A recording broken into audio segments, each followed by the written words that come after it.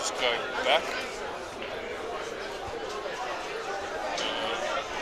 Click on live events again. Yeah, that's the one. So there's a lag here. I don't know. Is that right? Yeah, so you're commentating on that. Yeah. And that's From a couple. probably about 30 seconds now. Yeah, I understand.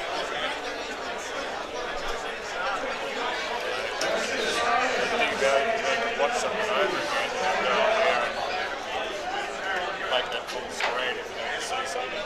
Yep. Yeah, I understand.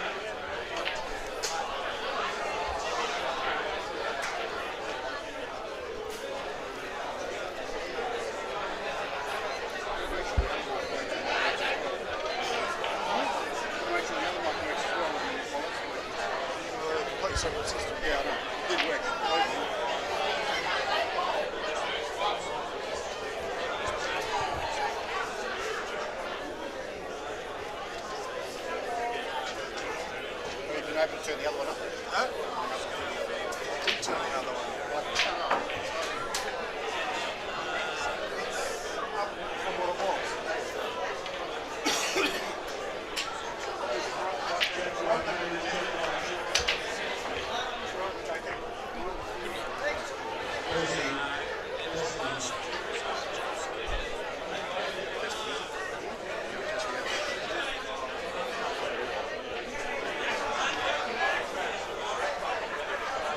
Somebody on the line. There was a problem with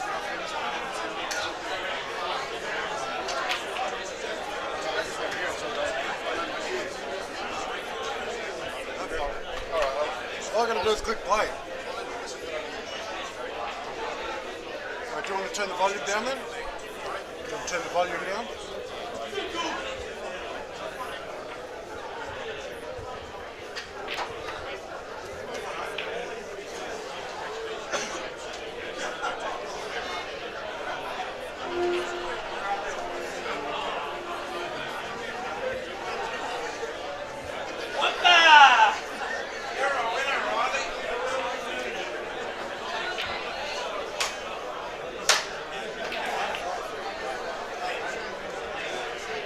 So it gets right into it. No that's all right.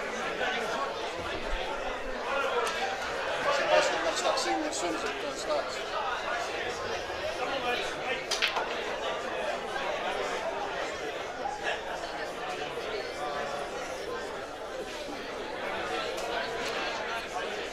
Sometimes it starts off.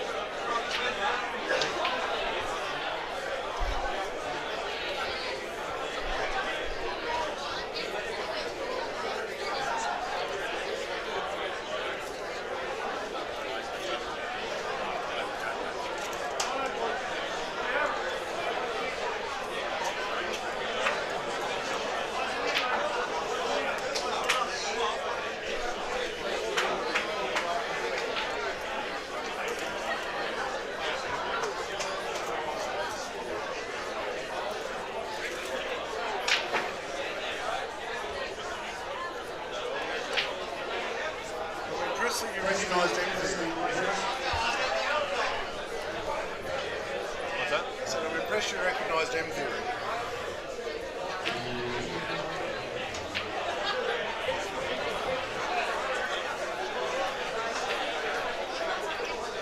What, maybe 6 or 7 guys in the room? People in the room? If that.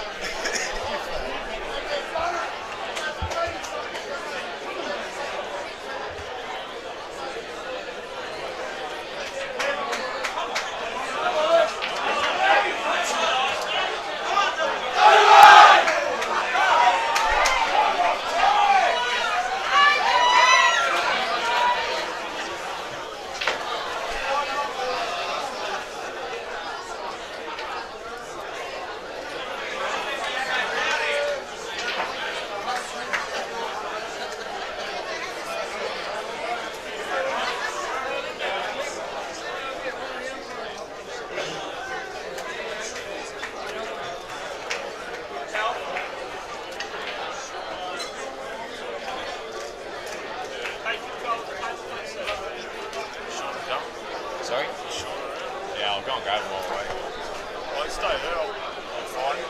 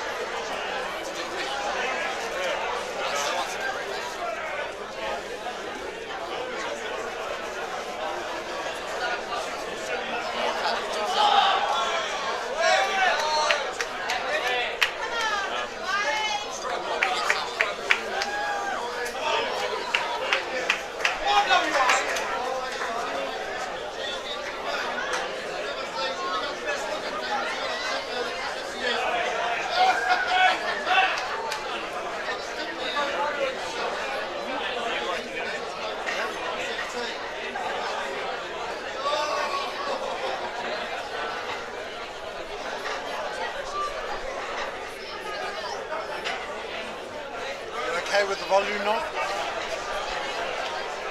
You okay with the volume knob when it comes? Bottom right. Bottom right.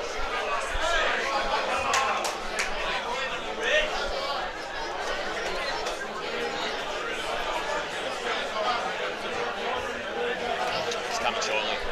Chip is going to roll up soon too, so. Oh, Gus just took off as well. Saw him sitting there like this.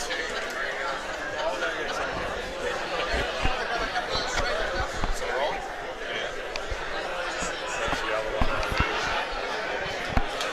one. All right, so we're ready to go. WA versus SA for the 2013 men's final. Got a few quick formalities and then we'll be underway.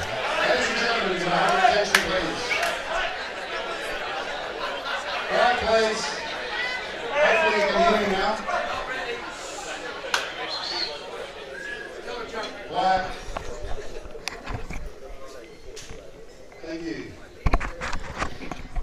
Ladies and gentlemen, this is the final match of the 2013 Australian Championships. It's my pleasure to introduce the two teams.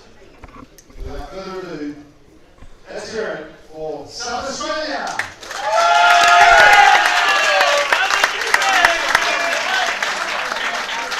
Led by team manager, Already, Captain Bridget Collier, Captain Phil Riley, Aaron Lynch, Anthony Grenham, Vicky Cacciola, Grant Quigley, Adam Andreski, David Rothel, Nicola Hunty, Saywa Mehta, and Alec Aronatis.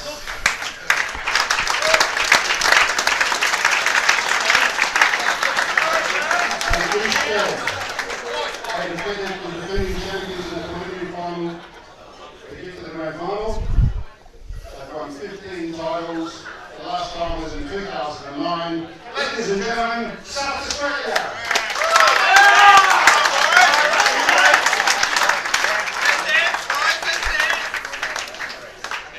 And their opponent, the hosts, your own set home, Western Australia.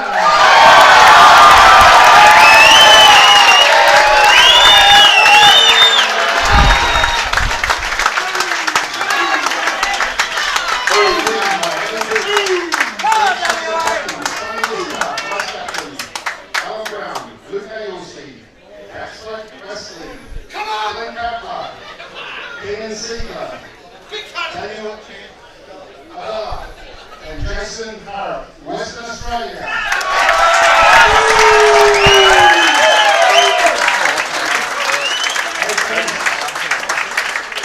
They finished second in the round robin. They also defeated the defending champions Victoria in the semi-final. They have won 4.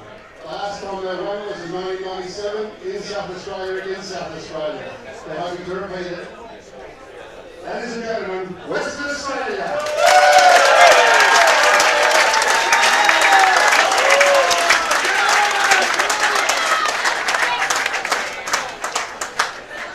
Before we start, please your attention.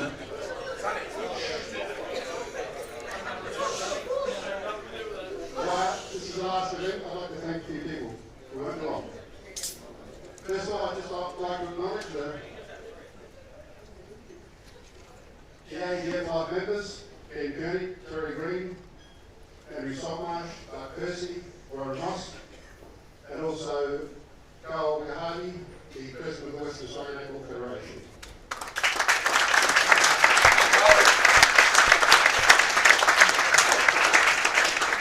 With some quick thanks, sincere thanks to the Western Australian Netball Federation, Carl Gahadi, and all his committee. Give a round of applause for the Western Australian committee.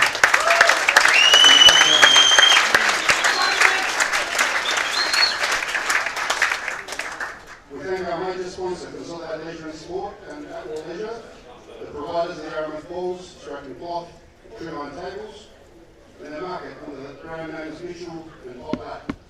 All the local sponsors, thank you. The King's Hotel, thank you. And also, big round of applause for the live streaming which is going around to the World Wide Web.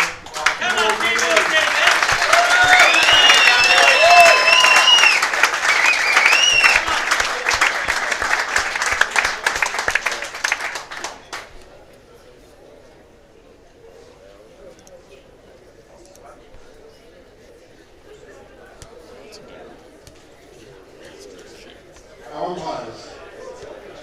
Please warm round of applause for the officials tonight, Al Spiller, Gordon Males, and Winston Richards.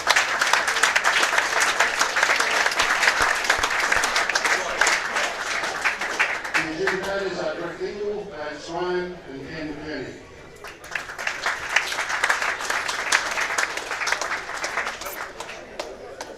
Ladies and gentlemen, at these nationals, the 30th quiet. The 30th Nationals, for the first time we had the Indigenous Challenge. So before we start this last event, I'd like to once again acknowledge and pay our respect to the traditional custodians, the Whadjuk people, past, present and future, on whose land we are playing this Australian men's team title.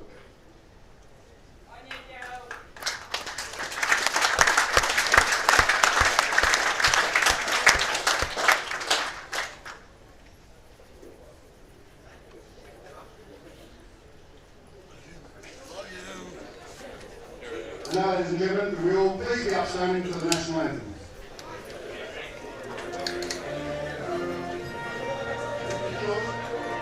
We are young and free, with golden soil and wealth of our home is good by sea. Our land dwells in thee, our beauty rich and rare. In history space, let every state advance Australia fair. In joyful strains and pleasant It's got the lyrics. advance Your name. Australia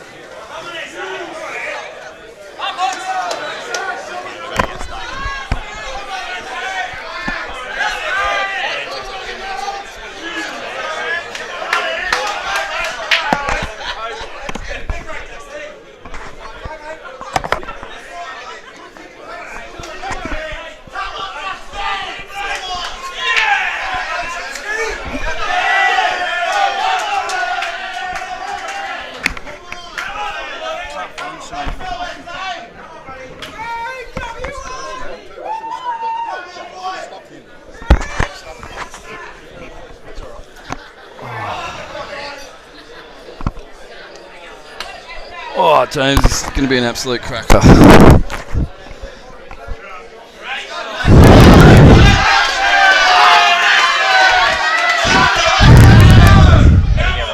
Coming here expecting a very tight match. Have you got a Well, I mean, I've watched a few of these. I've never actually seen the Western Australian team. I have seen Dax Wosley play before in the big guns, and the guy's a machine. But this is a new machine.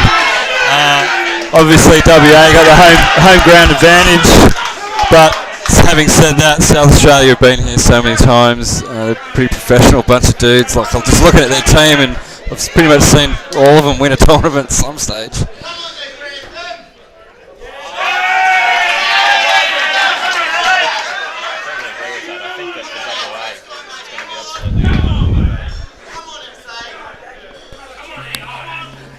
Certainly agree with that. I think WA, I'd say on paper South Australia are a much better side, but WA have played exceptionally well this tournament. I think it's going to be absolutely vital that they get a jump, they get that momentum and keep going. That's certainly something they did against Victoria. They were able to get on a roll, and they're a very aggressive side when they get on a roll. Yeah, I think that component of being able to dig deep, I mean, it comes from how much support you're getting from your team, but let alone when you're in your home state. And, I mean, the room's full of Western Australians. It's incredible.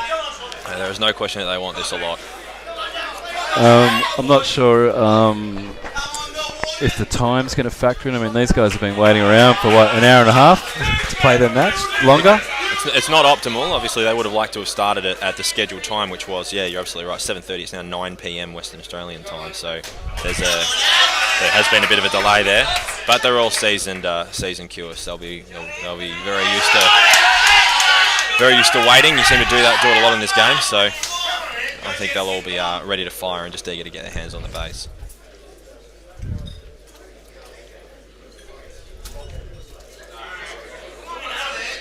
If you could somehow channel nervous energy into money, you'd make a fortune out of this room, and that's not just the players.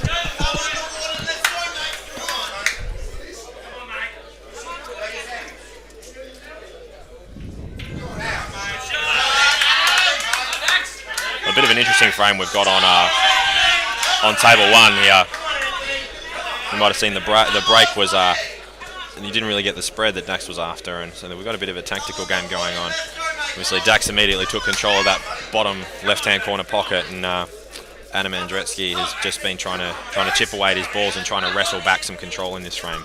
Looks like he's played a very good shot there. Dax, obviously, he's given Dax 2, but there's no chance of a foul snooker, and so Dax is going to have to do something here to try to again get control of this table. I'll give you $100 if Dax doesn't run out here.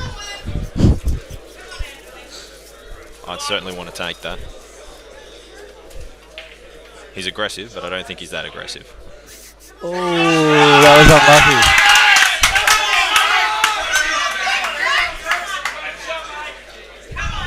unlucky. I mean, he's got a good tactical game, Dax, don't get me wrong, but I don't think he likes playing them. No, I don't think he likes it too much either. I think his preferred style is to pot. Seems to do it very well too, so you stick to what you know. We've got on the other table, we've got Anthony Grantham, who's got off to a big start. Was off his break. Luke Anglesey, his opponent's been standing there doing not too much. So this is going to be a tricky cut, but a fantastic way to start if they can knock this in.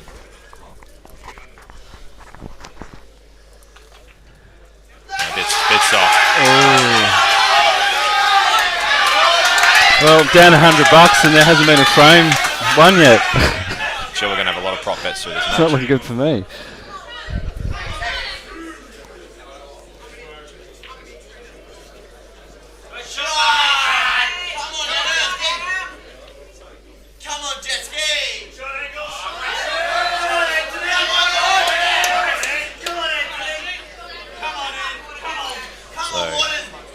I'm not sure if I like that shot from Luke Anglesey actually, because you'd expect that. I don't know how far the black is off the bottom cushion, but you'd expect that Anthony's going to hit that black off one rail, 90% of the time, and he's probably going to knock it in. Probably going to knock it in 30 or 40%. So I'm not so sure about giving him that chance. It might have been better to pot it and perhaps take the top yellow to try to get the snooker up the top or whatever. Yeah, I mean the balls are there. That said, so. Yeah, it's almost absolutely crazy leaving any of these guys a shot. I mean, if you've got a chance to clear the table, you've got to take it. Yeah, sure. The other thing is, I mean, he didn't really develop a ball there. The ball was already developed. Yeah, and you're exactly right.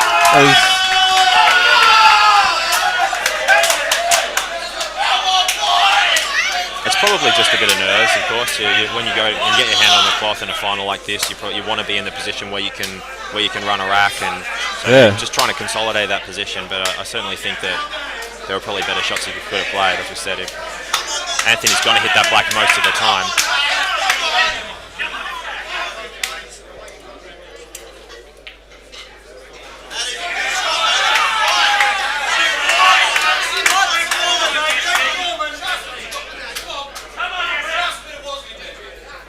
Very clever shot here by Adam. Of course, what he's trying to do is try to encourage Dax to hit one of those yellows at the bottom, and which in turn will open up his reds. So Adam is very strong favourite in this frame. It's going to take a big shot from Dax to turn that around. Dax is looking at something. I think he's looking at a cannon in the middle. Looking at a pot to the right-hand corner. He's kicked those balls out. Very good shot.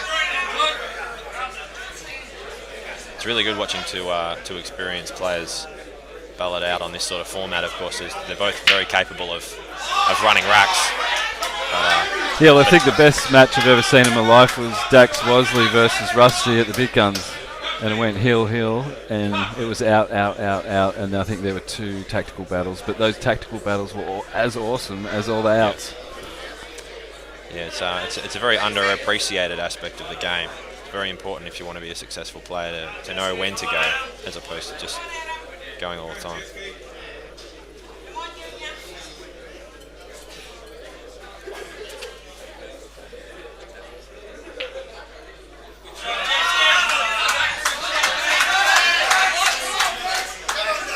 He's got half a chance of canning this yellow in. I know, if he doesn't get it, he's in trouble, but... Well, I'm standing right behind Dax here, and that yellow in the centre of the table does go up top. Alternatively, he can snick off this yellow here and go up to the rail, which I think is what he's trying to do. So a little bit hard, but a good shot. Again, just trying to keep Adam under the pump. But Adam's got a chance now. I think we're going to see him have a crack. Yeah, I think his intention there may have been to cover that pocket. Yeah, move the black over to the rail, move the yellow over to the rail. In the tactical battles like these ones, one of the big aspects is of course implied pressure. It's not so much that it's not so much about what Adam does here. Of course, he's left Adam a chance, so I think he's going to take it. But it's moreover that there's an expectation that if Adam misses here, Dax is going to go game. Yeah. And that implied pressure can make it really difficult when you're down on the table, especially in this environment too. In a final, men's final, you want to get off to a good start. So the question is, can Adam hold his nerve here and make it 2-0 to the SA boys? Okay, thanks, mate. Just going to hand the mic over to Beck from Western Australia. I think we need a Western Australian on this match. Oh, that was harsh.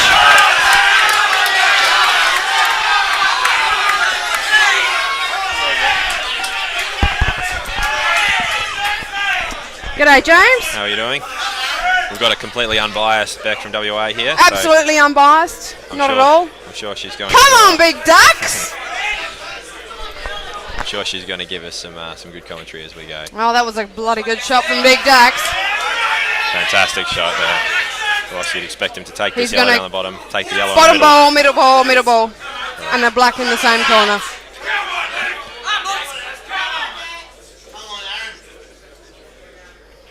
Again, what we were talking go about, on, Big Ducks. What we were talking about before, talking about implied pressure when you're, if you miss, then you're going to lose. Well, that's one of the beauties. Dax will be feeling fantastic here with 2 shots because he can just get amongst the balls. There's a very big crowd here tonight for WA.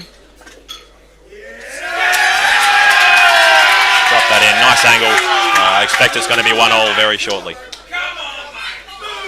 In about 20 seconds, I reckon. Come on, Big Ducks. Count it down.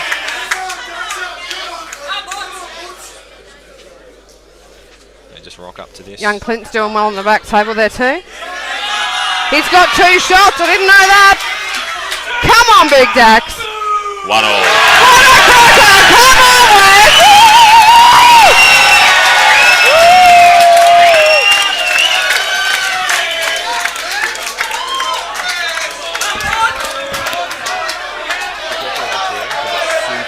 Okay. Come on, Clinto. He's got a couple of, possibly a bit of a plant there on the red. Yeah, I think he's going to. And then a nice little shot down on the bottom pocket, but easy for Clint. Certainly going to have a go here.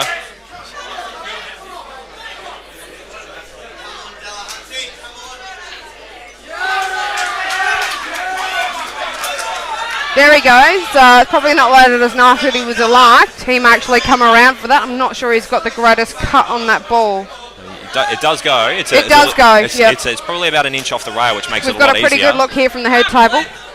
But yeah, no, it's not optimal. Not ideal here. He's probably going to have to take that bottom ball because to knock in this top ball, of course, he's bridging over that yellow. And he's got to then come around those yellows. Yeah, there's a lot of traffic there. At least if you knock in this ball, you're almost certainly going to have a shot on the other one. You've got no traffic, and then of course you just negotiate the black. So too short again. So. That's a pretty good shot. That's not a bad shot at all. Pretty good from the young West Australian.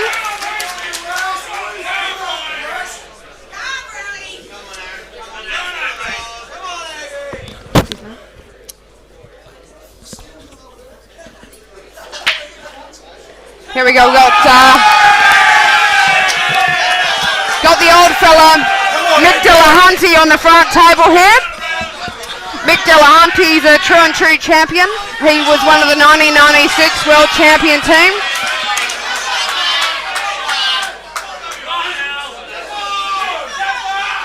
But he's gone in off and he's left Alan Brown a free ball. You don't want to leave Alan Brown a free ball. He's going to go. Yellows here look fantastic. If you can just get started, having control of both bottom pockets there is very attractive. Question is, can he just negotiate these yellows here? Probably knock this one in the center and hopefully try to stun up for the. Yeah, that's a fantastic shot. That's a beauty from Alan Brown. So he's left himself a nice one. So Clint's knocked in that first ball. He is on the second one. It's just going to be a case of obviously trying to move the red across and under the black, which is what he's looking at right now. Where's the comments?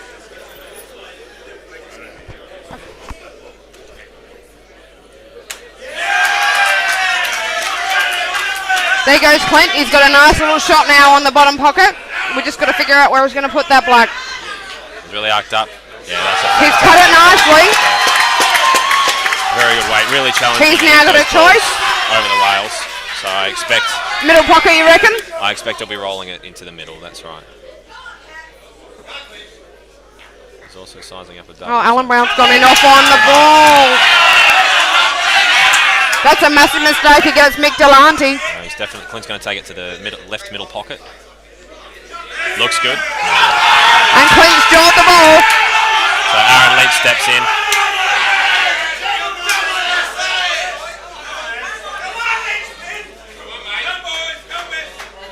The first thing Mick's going to do is take this red and dislodge. He's going to go yellow. bang that ball out, isn't he? So straight in. No. There he goes. He's still got a problem ball in that bottom right pocket. He's got a red stuck there. Well, I think But both. he's I think got both two reds down shots. the bottom. Both reds down the bottom are problematic because neither of them go into their preferred pockets. It's just going to be a case of trying to negotiate those as well as possible. So Aaron Lynch on the other table, he's decided. Aaron Lynch has decided that he's just going to go for it. He's pretty confident with the way that the balls are lying. They're looking okay.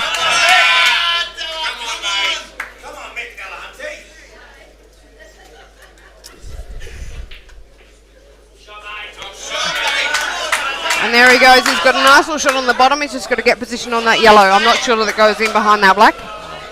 I think he might. Just sort of punch it and take the ball to the other corner. I think he can hit a little bit harder and take it off the. And there he goes, back in the same pocket. Fairly simple from here.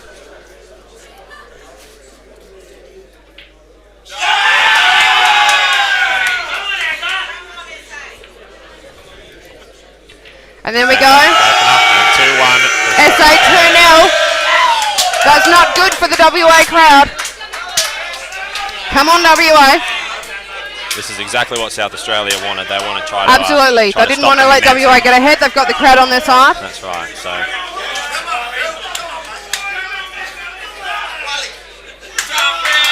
Very good shot by Mick Delahunty. It's a noisy crowd here tonight. I'm sure you can hear it.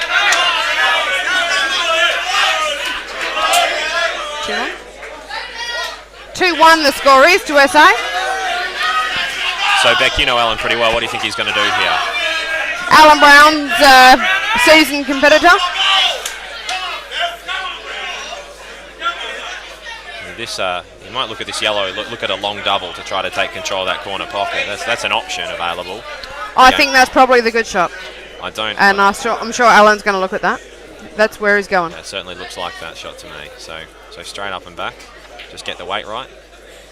It's looking good. Maybe It's looking going to a go little bit too straight good. in, I reckon. No, he's got a beautiful. That's a great shot, Brownie. Looks like he's got another shot here. So Again, the option like for Alan to go out is probably looking pretty unlikely here. So he might just try to get his ball out, just trying to kick it out, and Yep. There's one less ball he has to worry about. That's exactly what he's done there. That's not a bad shot. Just push it out, keep Mick under the pump. Mick's probably going to try and take control of that pocket now, I think.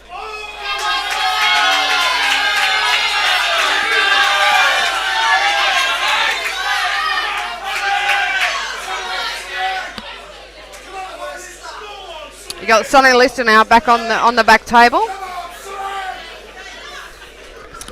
Yes. He's playing Phil Riley. Up against Phil Riley.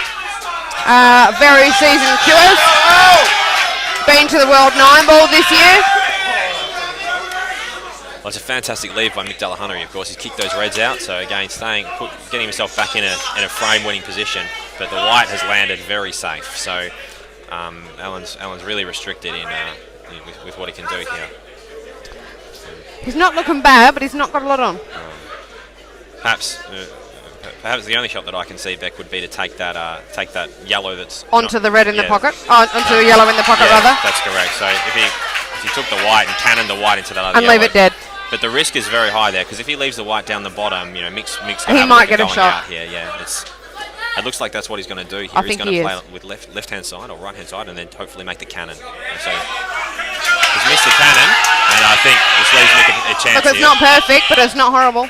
I think Mick can now take that red nicely into that middle pocket and come down for those two in the bottom. If he can negotiate those and make his way back up to the middle of the table, I think he's going to be. Mick's a very seasoned player. He's been around forever.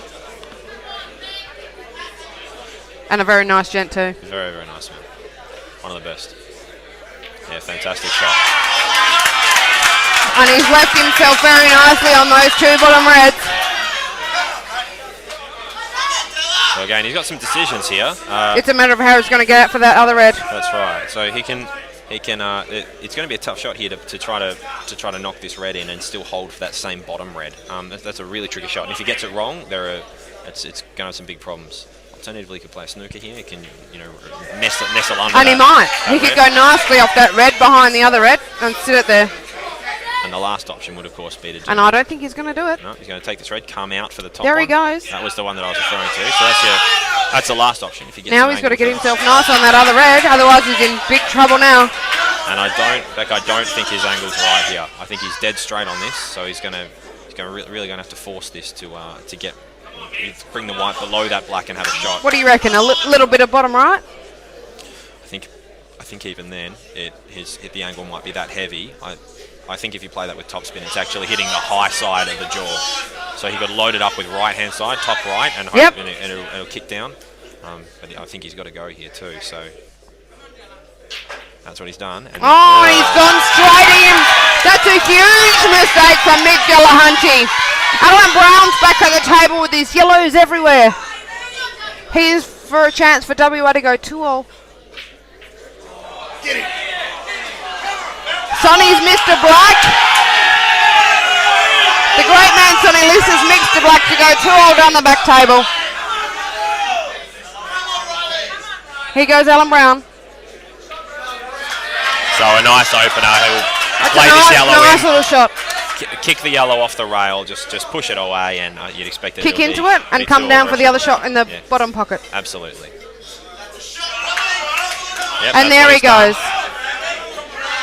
So not quite Probably right, not the greatest position he could have got. But he's still, I imagine he'll still be okay. The great Alan Brown. I think what we might see from Alan here is just to roll up to the bottom yellow. Roll into it, you reckon? Go for a pot? Just let it. No, don't Not go. leave him on the red. For a pot. Just let it bounce off the bottom cushion. Take the yellow into the middle. And leave him out of take position on the next red if he yellow. misses. Yeah, that's right. He's got 2 visits, of course. So just use up the 2 shots. Play a safe one first, and then finish. Phil Riley is looking fantastic on the other table too. He's obviously he's managed after Sonny. Oh, that yellow goes past that black. No, it doesn't. No, again, he's just using himself for using position. those 2, so. Probably not the greatest it could have landed. Not ideal, but I think this will be all right. I think he can roll this in pretty much dead weight. can still hold for the next one. Phil Riley's looking pretty good down the back there, but Alan Brown has played that a beautiful shot. Excellent shot. He's got himself a lovely shot down into that bottom right pocket.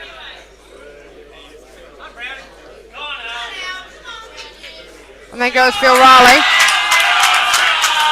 Well, she's looking very good. I'd expect you. Well, you'd think it is going to be 3-2 pretty shortly. With I would consider that should be the case. And there goes Alan Brown. And here goes Phil Riley. bit of a goon from Alan Brown. I think it was a little bit closer than he wanted it to be. We're looking for a nice tight final here tonight. So this is what we're looking for. The crowd is noisy here tonight. I'm sure you can hear it in the background.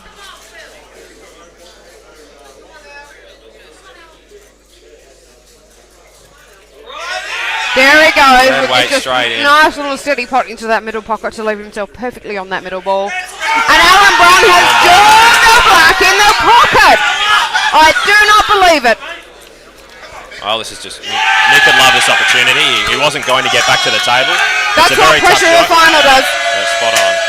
It's a very tough pot to cut that ball across. It's not great for Della, but I'm sure he's happy to just be getting back to the table. I don't think there's any safety you can play here, Beck. Della's got to have a go at this. You've got to just back yourself to cut this straight in. This is Mick Delahunty, the father of James Delahunty, the wife of Renata Delahunty, all champions, and he's missed it! Unbelievable! You would have thought he'd have got that every day of the week.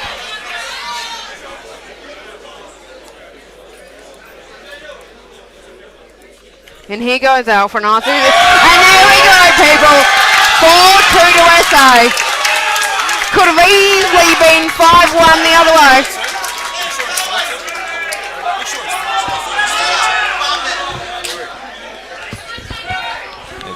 Just checking the scoreline there. I believe it should be 3-2 as opposed to 4-2. 3-2? Sorry, folks. Got the scoreline wrong there. It's actually 3-2 to SA. So a massive miss from Della there. That could have been 4-1 SA's way. So I got David Rothel and Daniel Abella on the far table here. Daniel Abella is a first-time player in the WA State team this year. He has been in the junior state team before and done very well. I think you've got a first-time player on the other table too, in Keenan Sigler. Young Keenan Sigler. His mother has actually been in the WA State ladies team a couple of times. Keenan's one of the very good up-and-young and coming players in the WA State team. Done very well in our Super League this year. Finished second, I believe, in the Super League medals. Well, he's obviously up against He's Alec given a dry break, I think. He went in off. Oh, no, he went in off. Alex My bad. Of course, Ace is a very seasoned. You don't want to give Ace that.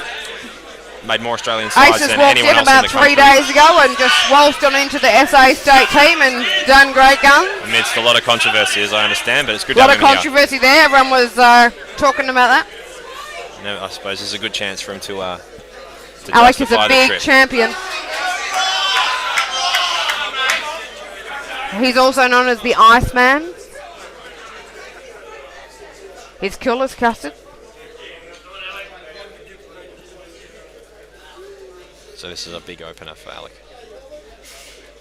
Needs to cue this well. Big shot. And he missed it. The old fella has missed it. Well, he leaves an open table for Keenan. One shot and he's missed the ball. Not a good start, but you don't want to leave the young fella that. I'm sure he'll be hoping to get back to the table. The young fella is fearless.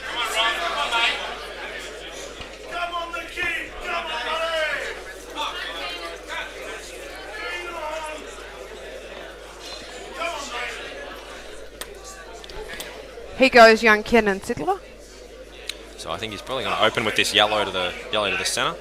Another white's going to go down toward that red down the bottom there, so you don't want to have too much contact with it. Nope, yes, well and he's done well. Managed to miss that. Kennan's mum and his grandma is in the audience tonight.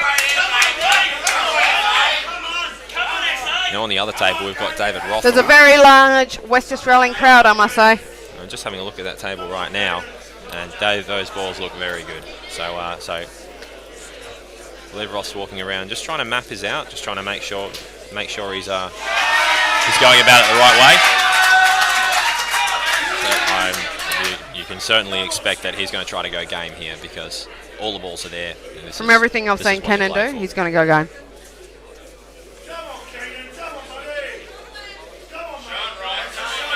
He's very fearless.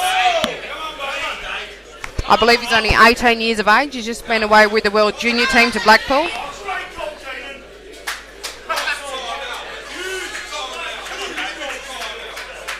So Roth's got this red. It's quite a straight red, but he's got to play quite a bit of backspin here to try to pull the white back, just to make sure he's got the right position for the others. So it's coming down. Yeah, that's going to be fine. He played that well. Here goes Keenan for the bottom left. And he gets it. There's still a lot of work to do here because he's got all the yellows are on. He's just got a little bit of work to do there with the black. And the traffic in particular with these yellows is going to be a little bit awkward. Just that one yellow that doesn't go into its preferred pocket. I think he's going to take that middle right and come down with a little bit of top right, I think. Do you think he's going to go to the right side or the left side? I'd encourage you to go to the right side here. It looks like he's going to go to the right. Yeah, so that's a side spin, kicks in now, and he's rolling down. Played that very well. Bit heavy. Probably not perfect, but it's okay.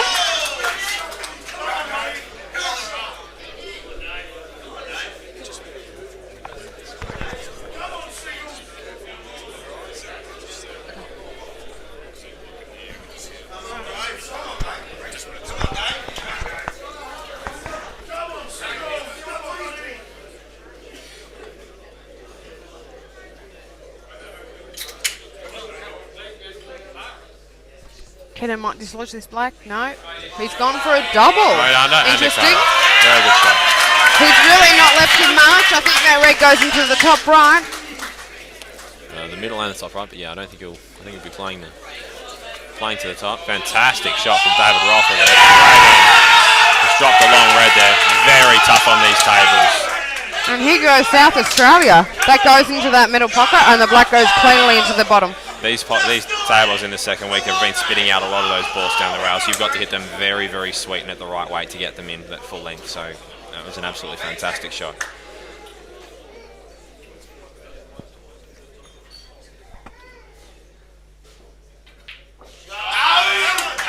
And this is 4-2 to Looks SA. like 4-2 to me. Roth is not going to miss this. Yeah, much cooler opening from Ace on the other side here. So I think he's probably going to try to get under this red and lay a snooker. The benefit of this is that he also develops that one red on the rail. So just a soft shot here. Looks like a nice little easy snooker. And there goes South Australia to a 4-2 lead. The West Australian crowd won't be liking this. This is what SA want. You need to get the jump on them, and you need to suppress all that energy that the crowd have and that the players have.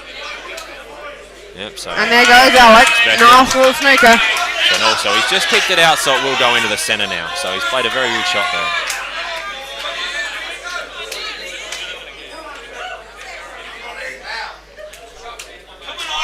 So Keenan hasn't tried to get out of the snooker. He's obviously just pushed one of Alex's reds down there. Alex got a lot of work to do there. Take care, get a little bit more control. The crowd is noisy tonight, people. We've got Brenton and Steve Saxon on the other Super table. Steve Saxon has come to the table. The state team captain, everyone's favourite. I've seen the man play pool, I've seen the man play snooker, and he's fantastic at all of it. Fantastic shot by Alex. Very unlucky with the That's lead. a great shot by Alex. Just pushing those balls out and getting back. Super shot. He's not landed in great position.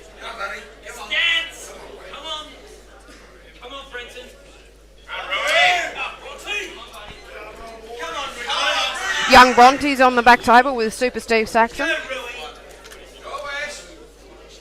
Brenton will be very keen to get a good break here, get off to a good start. Brenton also very aggressive player. If he sees there's an opportunity, he's going to have a go for it. Aggressive is putting it mildly.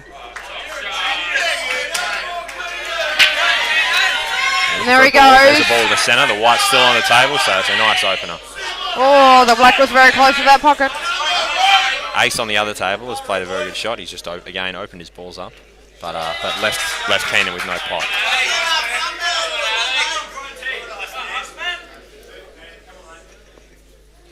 Now, obviously, as you can see from this angle here, that red to the top left does go under Keenan's yellow.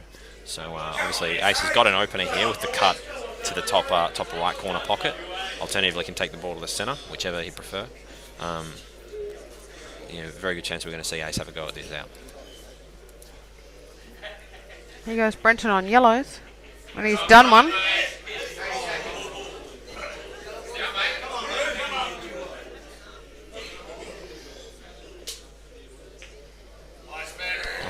And Ace has jawed the pocket. Here comes young Kenan Sigler. Kenan's balls are all on from here. He's just got to make it all in the right order. It's not uncommon to see that shot miss. The idea there for Ace, I've seen a few middle pocket jaws this week. If he had have hit it in straight into the middle of the pocket, then of course the white would have run quite a distance down the table. So instead he's tried to hit it a little bit thicker and hold the white in the middle of the table and just hit it a touch too thick, trying to cheat the pocket.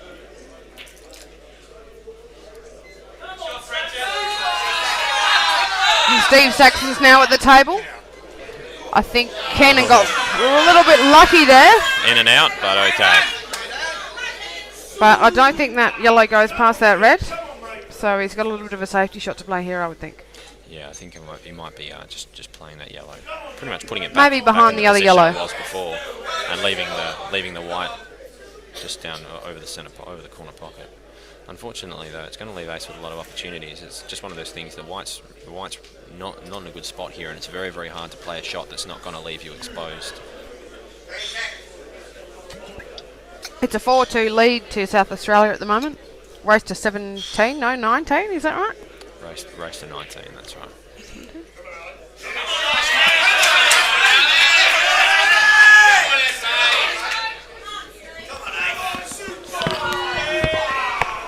Yeah, 17. Just looking at the screen, which says race to 19. We'll be getting that amended to the course of race to. It's actually a race to 17. We've just got that fixed up on the screen. Not 19. Done the switcheroo, so you'll see that shortly.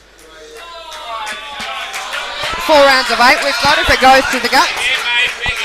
So Here goes Ace. Ace will be feeling good about this position, and Ace looks good from here. Try to go out. Ace doesn't make too many mistakes.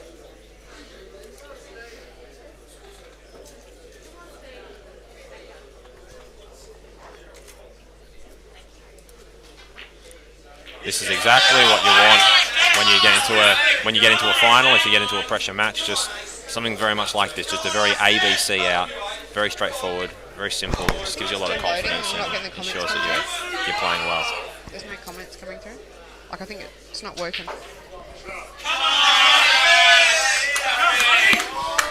So that, of course, that go Super! Come on, Super Steve at the back table. Into the bottom left corner.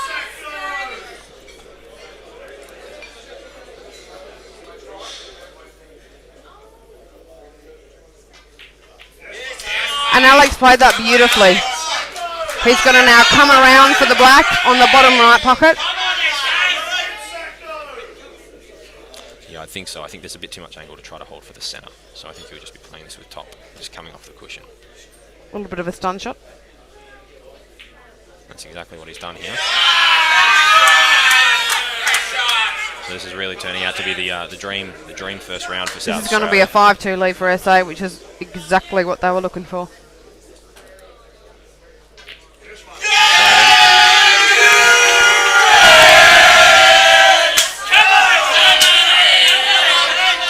We're now at 5-2.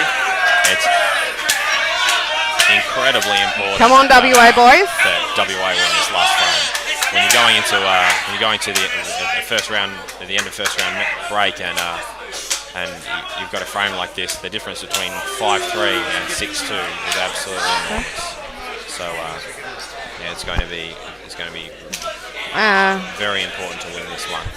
But that being said, for WA, you probably couldn't have a better person out there, because Sacco's a very experienced campaigner, and I'm sure everyone in WA is very confident that he's going to get what they're after.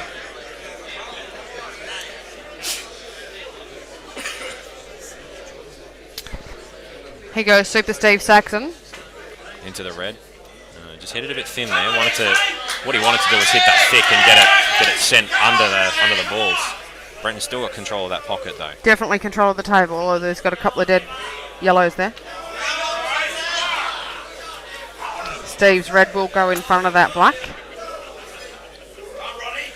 What's more, I think Steve's, yeah, that's exactly right. Steve's, that red will roll down the rail and then push the black out. And if it's played at the right weight, he might even be able to take control of that pocket, which of course is not something that Brenton wants.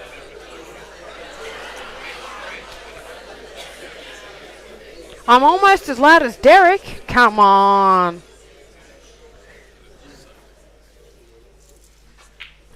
My name is Rebecca O'Mara. I am from the WA State ladies side, and I'm not as loud as Derek.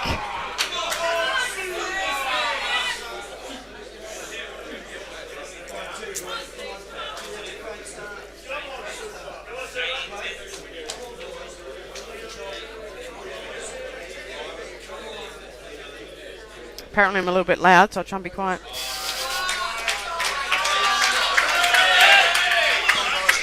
Red. A great shot by Steve Saxon there. Do you want a drink?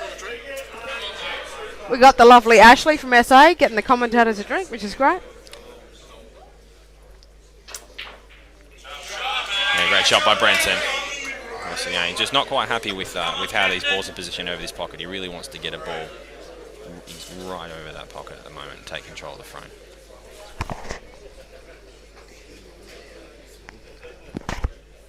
So this one may go. This one.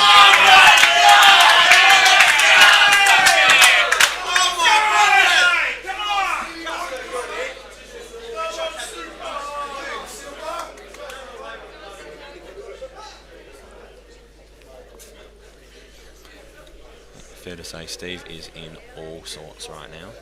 So I think he's going to try to. It looks like he's going to play this yellow back and kick it out. So pop the bottom yellow and then kick out the second one. Knock the reds out. And that's exactly what he's done there. So played that quite well. I don't know how that's worked out. The weight was very good. And for Brenton, of course, it's probably the same shot I expect. He's probably going to play that train down the bottom, yellow into yellow, and again try to get a yellow over that pocket and take control again. Thanks, Brett. I know I'm loud. This time round. I'm a West Australian, Brett. Come on. Jamie Stevens, I can't turn up O'Reilly's mic because I'm louder than him.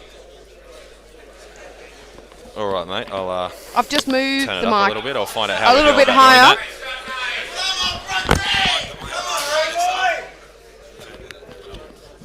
Thanks, William. I like it loud too. Thanks for the feedback, mate. I'll try to turn it up a touch.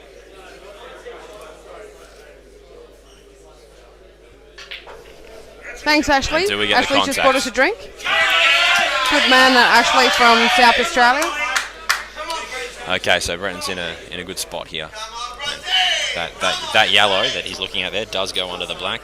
I believe he's got 2 visitors at the moment. Does he have 2? No, I beg your pardon. He has 1, doesn't he? So he can try to Well, kick he's this. on red. No, he's on yellows. He can try to kick this other ball out, and that's Oh, what he's there done. he goes. Here. Just unfortunately not a good leave, but he's still feeling pretty confident. Is he going to here. try and put that yellow behind the black? It's exactly what he's going to do.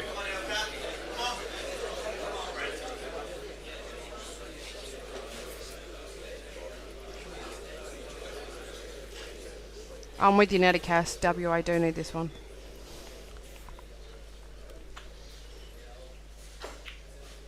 No, shallow. Oh, and he's not done a great shot there. That is Super's a on. huge let off for Steve Saxon. Now, Not a great shot from Brenton. to take on that ball, it was absolutely vital that he did get control Super of the pocket. Steve Saxon will be licking his lips here.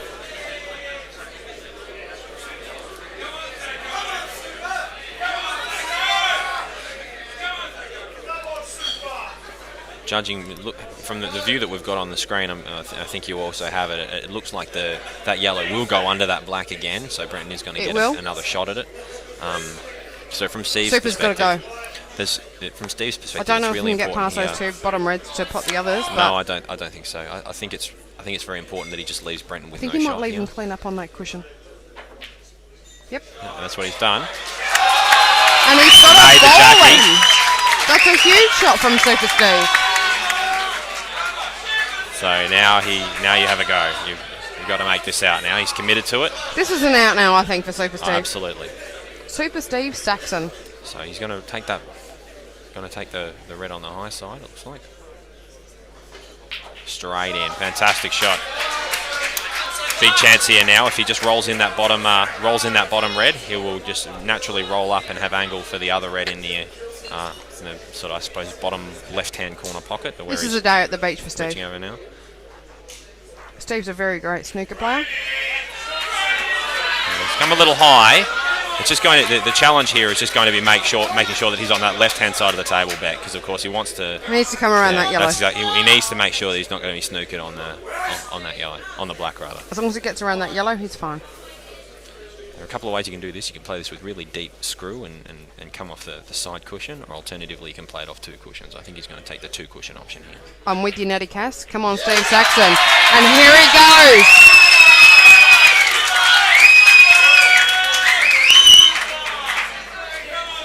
And we said how important this was for them to go into it at 5-3 instead of 6-2. Just stun that ball in. No, just straight in. There it goes. There goes WA.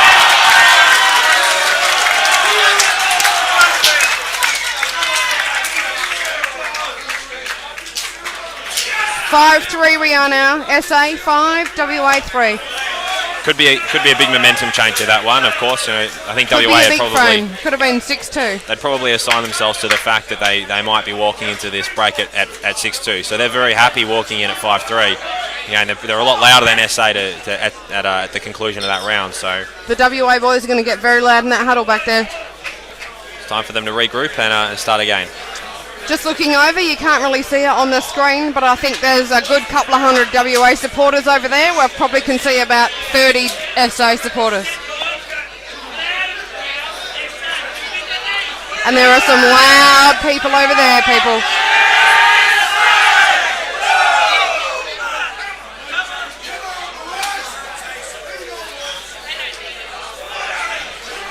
We've got streamers, we've got Go West.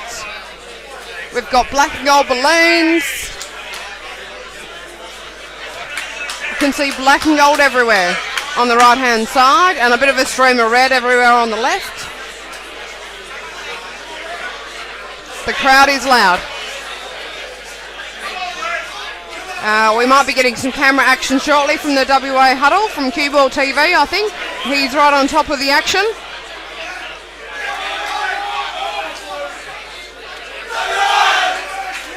There they go. Here comes Luke Anglesey. Just waiting to see who the other players are. Mick Dilla's up on the front table. I can see Dax. He must be playing Mick Dilla. Big Dax had his first time over England this year. All right, and we start again, round 2. We're getting loud now, folks.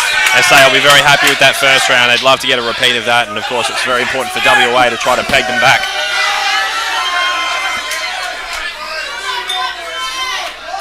Here we go. Beck and I are getting fed beers here, so if you thought she was loud before, you can... Who are you supporting here, James? I'd really like to see WA get this round, just because I think if SA win convincingly in this round, it really might dull the whole thing. We want to see a good final. We want to see a deep final. It's very important. So for this round in particular, I'd really like to see WA come out of the blocks hard. And that's a very good start on table 2 for Luke Anglesey. He's knocked in a yellow to that top right corner.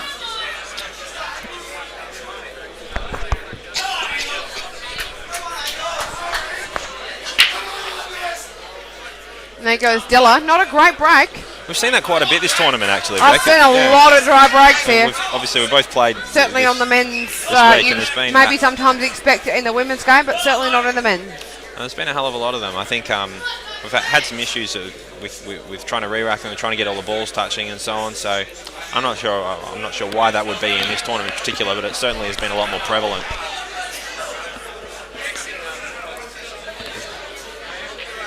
So Luke Anglesey's taken reds. He backs himself for that one down the corner. He's knocked in well. Angles isn't afraid of much. Here comes Big Dax. Big Dax Bosley. He lives in Kalgoorlie. Fantastic shot. Got a little bit of angle. And it's pretty clear here that he's going to try to negotiate it now. He's just trying to map it at the moment. very likely we're going to see him take this yellow to the bottom corner, play it with topspin and try to just kick open those balls a little bit. Is he stunning into it? That's exactly what he's done. He has. Played that fantastic. That's a great shot, Dax Bosley. Really opened them up now. Still a tricky chance. A lot of negotiation required.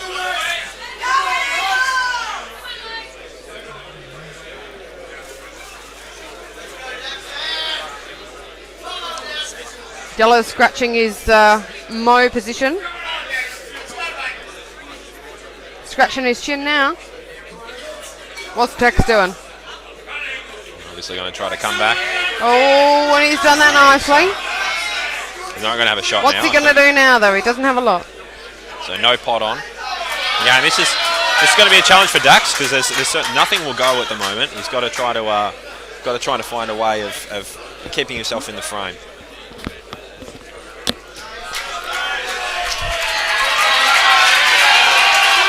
A lot of noise here now for SA on the back table. There goes Dax. That was a beauty of a shot. Or you could That just was do an that. absolute cracker. I'm not sure if it was what was intended because he hit the top yellow and then it was the white collided into the second yellow, which sent it into the pocket. But He's in good position, but doesn't matter. that black's a little bit iffy. He's got to maybe pop that yellow now and knock that black off. he's going to be taking this to the top left-hand corner here, I think. Maybe knock into the red. No, he's Straight not in. done that. Oh. And he's missed it, but he's left it safe. Good indication of what we were talking about before was crediting Dave Rothwell's shot up the rail and these pockets. They can, it's either in or it's out, and they spit anything that's out. They spit it straight out, as happened just then. It looked good, but of course it just wasn't quite right. So in steps Mick Delahunty. I'm feeling very confident after the... Derek Connell, I can see many drunk Queenslanders in the crowd. Just saying, I think they're all like hobbling over at the bar right now. Just thinking maybe not actually, because I think Mick Delahunty lost his first. So scrap that. Whoa, Angles has just missed a really bad funny little shot. The black nearly went in the middle. Black has gone onto the jaws.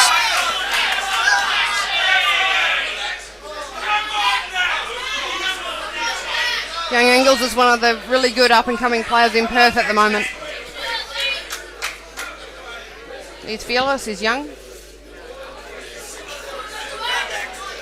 Mick Delahunty's tried to put that red up inside Dax's yellow up the top, but he's failed to do so. He's not done it. I imagine that Dax is going to have a go at this one. That's not a... Oh, and Dax has gone in off. You can see what he was trying to do. He's obviously trying to come into that yellow and promote it a little bit. Quite hard to knock in that yellow and land on the one up the top. Not a great shot.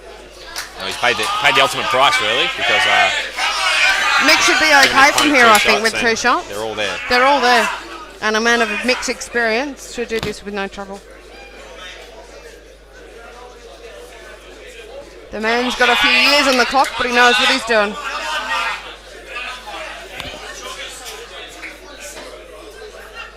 '1996 world champion Australian team. If we go to the other table, Aaron Lynch is looking pretty good.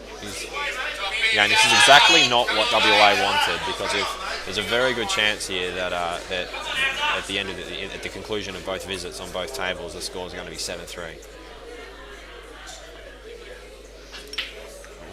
Oh, and Mick Della has jawed it. I didn't expect that from Mick. He does have another shot.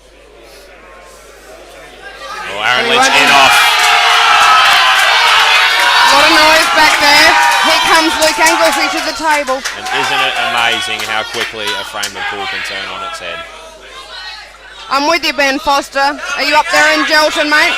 Come on, West, I'm with you. Fire up.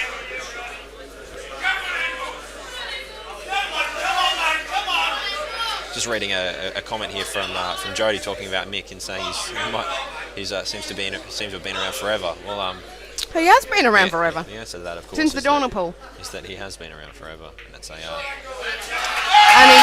jawed another one. There's two jaws in a row now. That is not good for SA. just going to say it's a big credit to him that he's stayed this competitive. I didn't think they made that many No one Jaws has done movies. that. And Luke Anglesey is going to knock this one in. Here goes Dax. Now we look at 5-4. He's got a bit of work to do. Beautiful shot. And he's nuked himself. Angles is looking good though down the back. He's got a black in the middle. That black's in. There goes Angles. And listen to the West Australian crowd go now. Look at them there in the background. It's huge. Look at the big sign. Go West. Because there's a lot of slapping going on back there. Coming off, is that? And he has fouled. Mick Delahunty stepped back to the table with 2 visits. We're 5-3 now to SA. 5-4, I beg your pardon. 5-4, I believe. Just getting that one. Race to 17.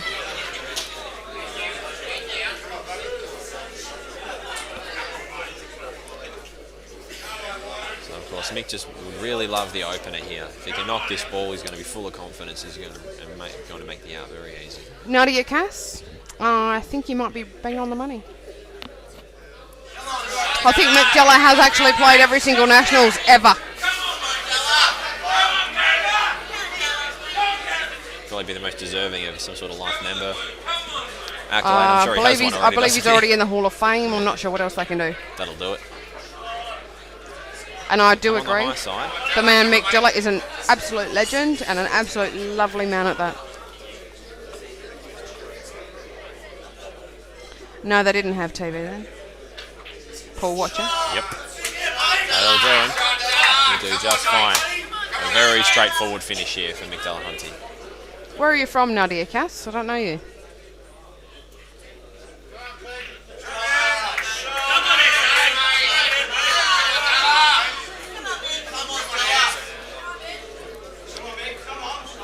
In that first one, obviously just a simple bridging. Jodie Formosa. I watched a doubles game of Curing's fine. Jack Halligan and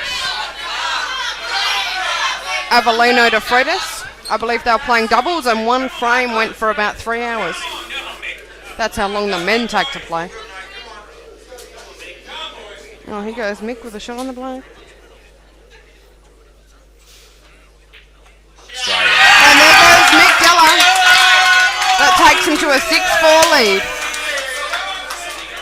The match is on down here at the King's Perth Hotel.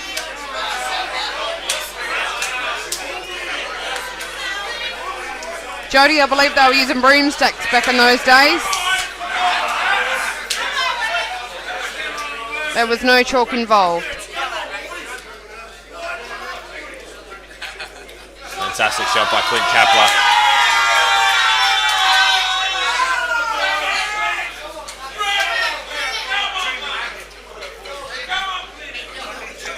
Here goes young Clint Kapler in the background. Now on the front table. He's going to have to negotiate a little bit here, but Bit of congestion around the plane. all the balls are there. I think he's just trying to work out How to do it. how to map this out. Here comes Alan Brown on the front table. We've got Alan Brown and Adam Andrzejewski playing on table Alan one. Brown's a bit of a superstar.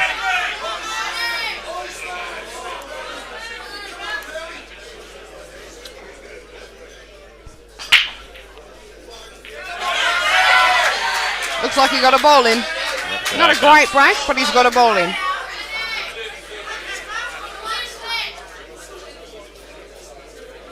So Clint on table 2 trying to pot that long yellow up the cushion. He has got it. G'day, Carol Harrison. Good to see you out there in the crowd. Clint, of course, coming from the juniors, is also a very aggressive player, similar to Keenan, who we were talking about before. So you tend to... Got a bit of a comment here from Carol Harrison, but she's telling us Muck's a true gentleman. I think she might have had a couple, Carol? Certainly a very well respected Muck's man. a true gentleman.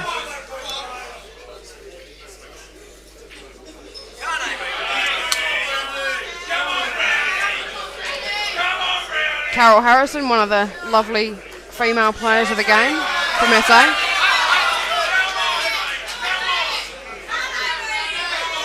She's got a shirt for every day of the week that says something or other. Hey, Carol.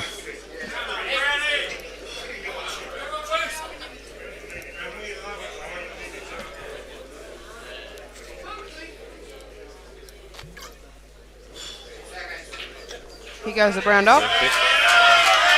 He's landing pretty nice on his yellows. And looks fine too. So.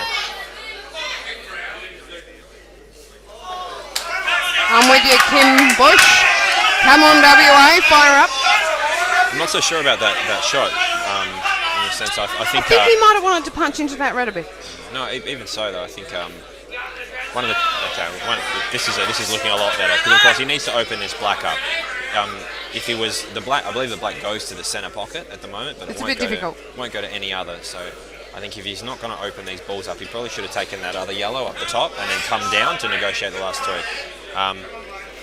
He's now. So what's he going to do now? I think he might. He's looking at that red up the top, Well, but no, he's looking at the yellow down the bottom again. The question is, can he cut this He's now yellow gonna in open and this then black open up. these balls, but hold He's for going to that open it bottom up. yellow? He's going to put that in the bottom and go for the other ball in the bottom right. He's got to get the weight right here. He's got to just free up that. I'm with you, Ben Foster. Come on, Brownie. Free up that pack. So he's taking it on. Yeah, Jimmy is the only Vic left in the room. They've all gone home to bed. Not a bad shot, Brownie. Well, he certainly achieved half of what he was trying to do in that he opened the balls up. The big jet skis now at the He's table. not at the table anymore.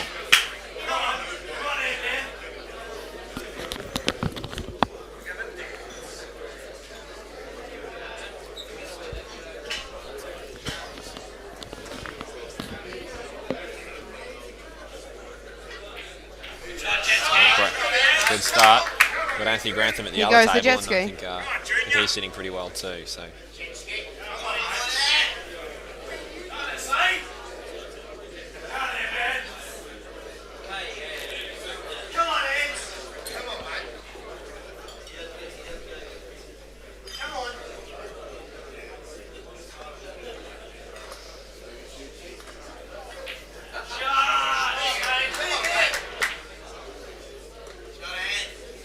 Lance has tried to open that black up with that shot. Unfortunately, hasn't been able to achieve it. So I think he might just be assigned now to just taking the balls and just backing himself to knock that black down the rail. It's not too difficult to pot, so I'm sure it'll be okay.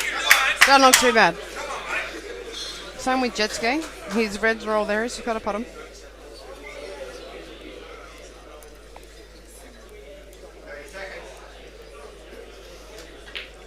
I'm assuming, Paul Watcher, you're South Australian. Jet ski's just Geordie's red.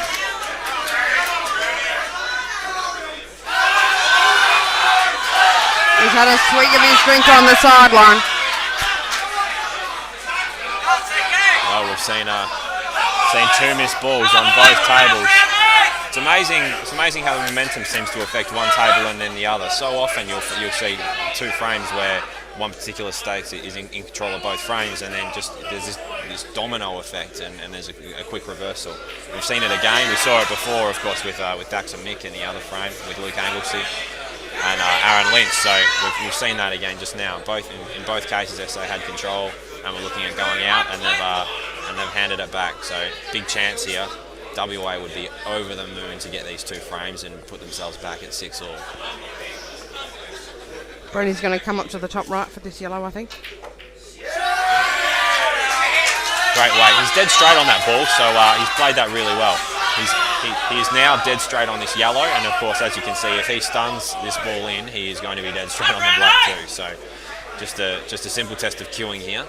G'day, Jason Kelly, also known as Jelly Kelly. Shouting out for 50 Shades of Brown. And there goes 50 Shades of Brown with a lovely little shot left on that bottom right part of the black. Come on, Wes. So hopefully he knocks it in.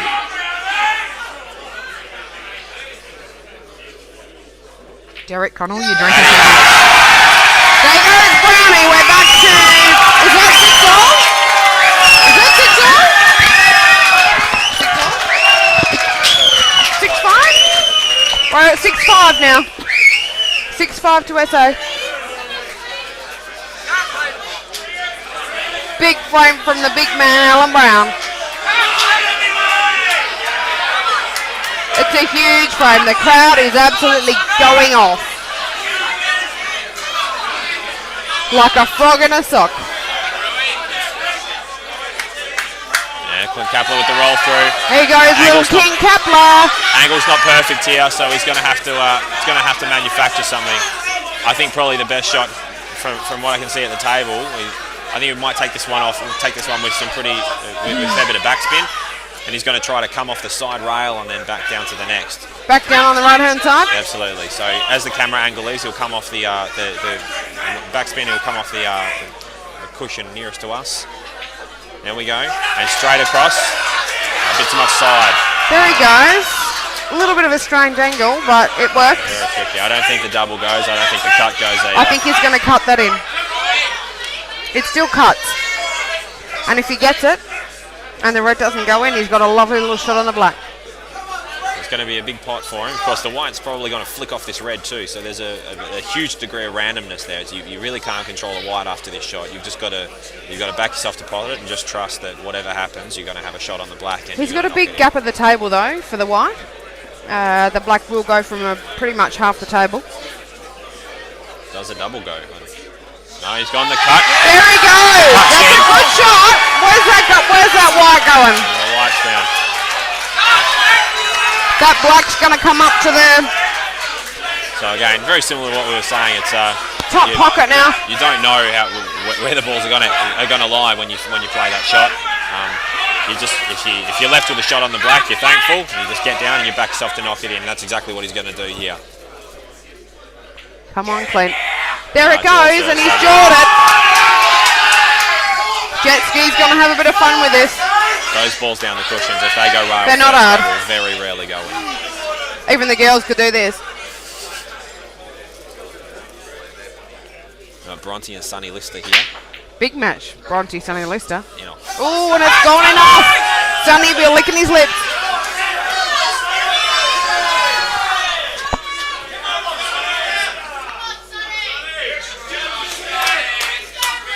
While that's being worked out, let's have a look at what's happening on table 2. So, obviously, Grantham's knocked in that first red. And this is looking Fairly straightforward from there, though, when you very think. elementary. That's right. Just leave yourself Pull a little bit of 101. angle for this second red. Float down to take care of the last one. And of course, the black's more or less over the hole. So, pretty straightforward. Bit too straight there, but that's okay. I He don't can think pull this off is that. going to be a big problem. Sonny's opened the account too.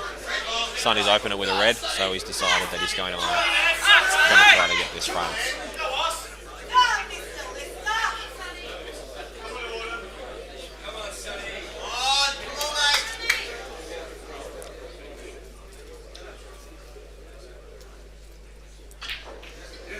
Yeah, well played.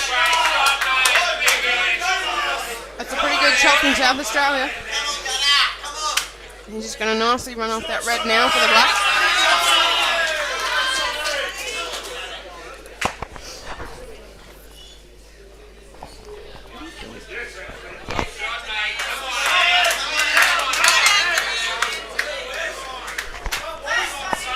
All right. So it's funny. I'm looking at the table here, and it's of course the camera angle here makes this black look very, very easy, and he should make it, but it's still quite. This is a missable black under this sort of pressure. Pressure's on. You don't want to miss this, South Australia. And there he goes, and he's jawed it.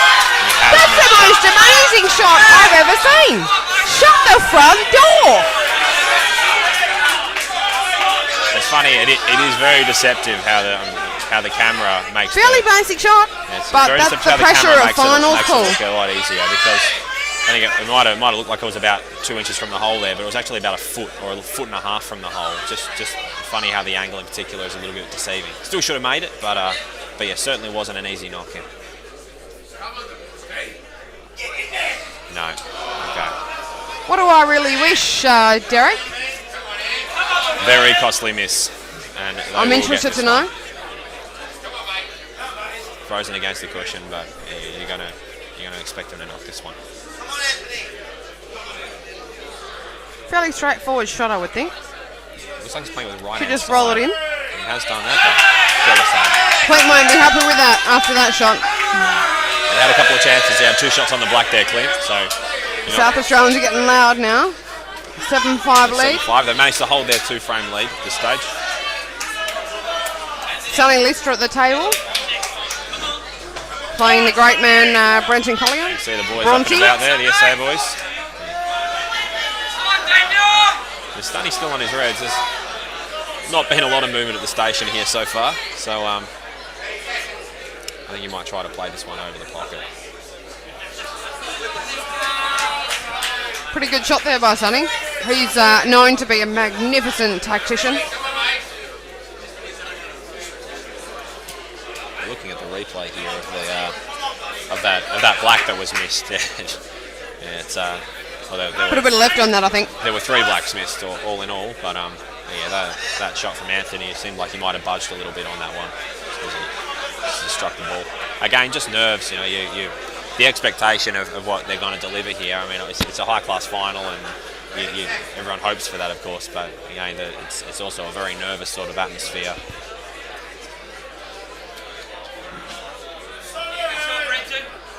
Okay, so Brenton's left that full pocket on. So Sonny's back at the table. The idea was to cover that pocket, but I was standing Sonny's right a behind it. Masters champion as of this morning. He's been in the WA Masters team that was the winner of the Australian title this morning. He's played the double event this year and done very well in both events, I must say.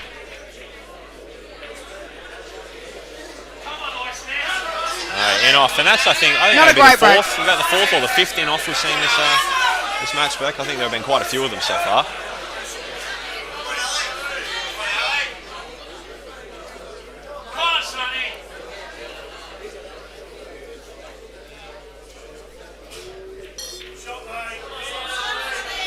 Straight in. He's got some decisions to make here. Brenton likes that shot. Brenton's happy with him potting that ball. Of course, it was probably a little bit more dangerous if he could use that ball to open up the red and the yellow on the cushion there. So and it's good that it's positive he's got control of that bottom pocket, or the bottom left at the moment. But that can very easily turn against someone like Brenton. Very experienced player and incredible firepower, and he's playing well. Try to control that one too. You're right, Kim. Sonny seems to be controlling the table very well. It certainly suits Sonny's style, and it's not Brenton's game at all, so he might be just trying to tie him up a bit here.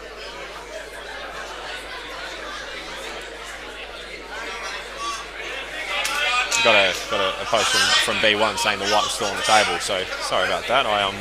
The view that I was looking at, I couldn't see the white, so it must have just been nestled behind another ball.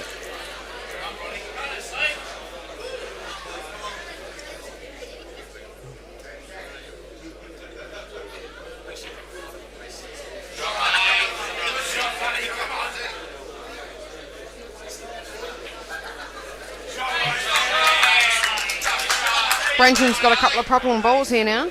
He's got a yellow tied up at the top and a yellow tied up at the bottom. He's got to get them out somehow.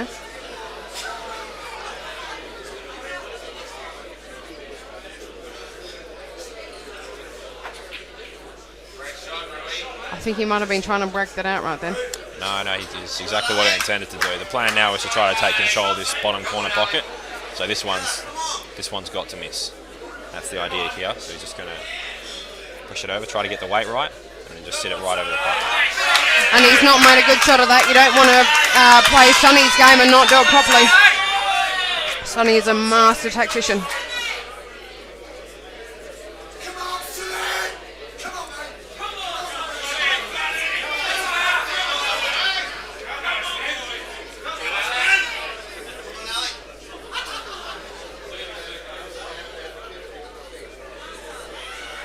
Here goes Alec on yellows. They look okay from here. Fairly standing clearance from Alec. It's just going to be that last yellow is a little bit tricky, Beck. I think it's hard to get on the right side of those reds for the black. Yep. With that last one. Of course, he's got to take this yellow nearest to the pocket, right? Nearest to the camera, right now. Do you think he's going to come in between those two reds? Well, he could come under it, but again, if he makes contact with that, with that red as he comes under, you just don't know what's going to happen there. It's just going to bury into those balls, and hopefully you can see it. Equally, if he was going to do that, I think he needs to be high. He needs to be low. So that's what he's trying to do here. But I think he's far too. He's played that to come out. Angle here. So this he's is going played to be. that to come around. I'm actually not sure what the man's going to do here because I don't think that he can slide the white under that red. I think he might actually have to lay up here, and I imagine he certainly doesn't want to, but I just don't see from that angle how he can get the white back down the table to be on for the black to the centre. And Sonny's given Brenton There goes two shots. Sonny, he's given 2 shots. The master is go tactician nuts. at work. He's left Brenton pretty much nothing. He can possibly at best use 2 shots and probably get that yellow around the red. So we might just get right behind this this one from Ace. Yeah, so here we go. It looks like he's playing this with a little bit of left-hand side, so he is trying to hold. He's going to try to kick the He's underside of coming that red. around. That's what he's done, the underside He's of the hit red. into a ball, but he's got it. And He's has got great That is position. an absolutely fantastic shot. Fantastic shot. So he's come off the cushion, hit the left-hand side of the red, to then come off And two it's not going to cushions. make any difference. And he'll be rolling this in. There's no chance of in and off with the collision it's going to make with that red immediately past it. So knock it in, and it's 8-5. Here goes the Iceman. There he goes. On the other table, we have just seen Brenton play a fantastic shot to put himself in a position where he could win this frame. So it's going to be a big shot here again. But I think we saw SA this- is now 8-5. We saw this, yeah, that's correct. It's 8-5 to SA. We saw this in the prelim too against Victoria. Brenton played out of his skin. Very, very good. Very, very talented player in these sort of environments. So just going to be Huge shot now from Brenton. Huge shot. Just going to be a case of trying It's a match winner. to just flick off that yellow softly and give himself every chance. He's got that now. And he's done it. If he can now pop this yellow, the frame is all his. Got a bit of a skip in his step there as he stands up. He knows that if he makes this pot now, he's going to get it, which is a hell of a lot more than he had when he approached the table a few minutes ago. It's not the easiest shot in the world, but a man of his calibre can pot this. Well, one of the things that Brenton has in spades is he has fantastic cueing. So the fact that he's bridging over a rail here is not going to concern him. Not going to concern him a bit. He's got very straight cueing, a very good line of sight. And he's jawed it. The West Australian crowd goes crazy. You can hear him screaming in the background. Here goes Sonny Lister. His balls are all on.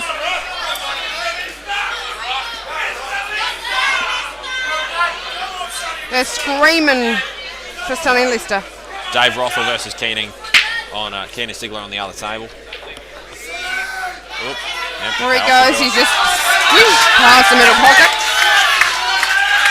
And Sonny is now looking very good for this particular frame. It's what we talk about in terms of tactics, of course. You know, now it didn't quite work out as well as Sonny had hoped, in the sense that Brenton had a legitimate chance at winning that frame.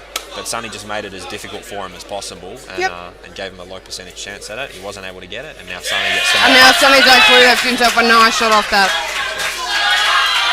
The old man has still got it.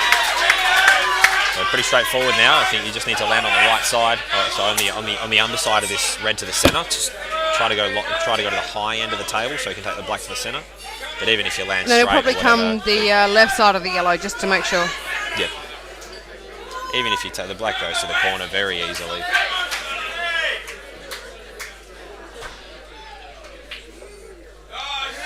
Keenan on the other side is. Here comes Sonny Lister. Look out for the old man. Very strong position here.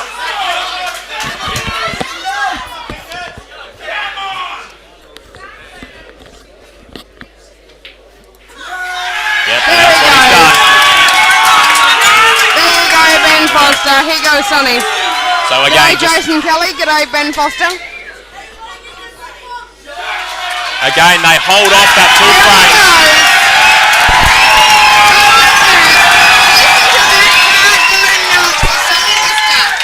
Lister is pumped. Doing the numbers with the high fives. You can't see them on the screen, but I can see people so deep it's not funny. There's got to be 200-300 people here.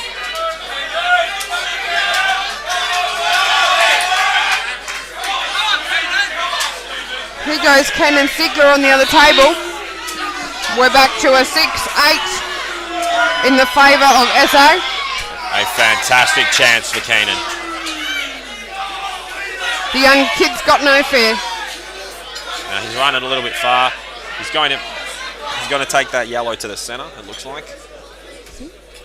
He's playing it with right-hand side to try to avoid the in-off, so he's made the shot. And there goes Keenan, the kid Ziegler. Here goes West. We got Super Steve Saxon up on the other table.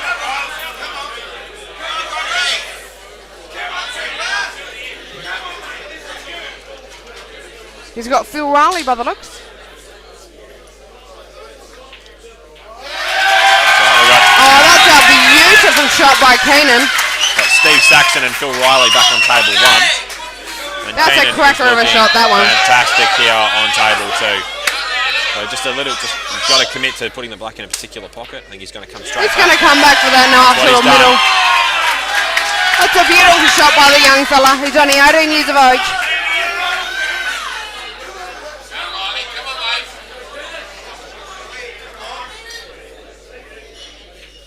There he goes.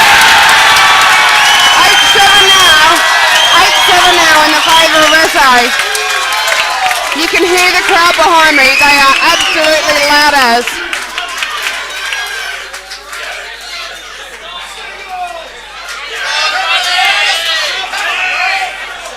Here goes Phil Riley. Well, Beck, I said at the start of this round that I'd really like WA to win this round and try to keep it as tight as possible. We'd love to see an 8-0, wouldn't we? And that it's certainly starting to look good. WA might feel like they're sort of free rolling with this particular one, in the sense that if they can't win it, then of course they've consolidated at 4-all, and they'll just have to they'll have to look for another opportunity to peg back those 2 frames. But if they can get this particular frame, well then it's gone 5-3, 3-5, and it's anyone's game at half time. They're not all on for him, so he's got a bit of work to do here with the Reds.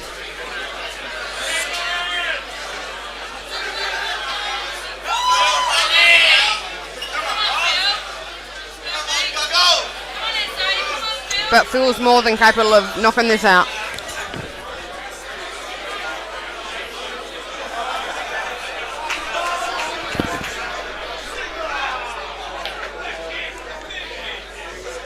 That's probably not the best shot from Phil Riley. Certainly made it a little bit more tricky. Probably not what he was looking for, I don't think. Trying to come straight into those, into that cluster there with the red and the blue, and again, just open them a little bit. The pace seemed a little bit heavy, but then he needed to push them out a touch anyway. So it certainly makes the out a hell of a lot harder now, because Steve Saxon might have a glimmer of hope in his eye.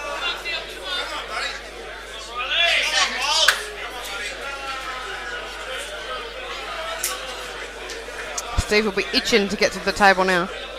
We're looking at a post here from Joffa, who said that that Phil Riley's the current Berry champ. Of course, that's probably one of the toughest tournaments to, certainly one of the toughest weekend tournaments to win in the country.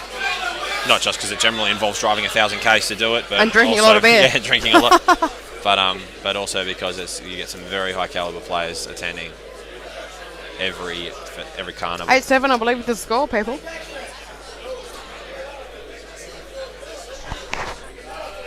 He's Peter Pan.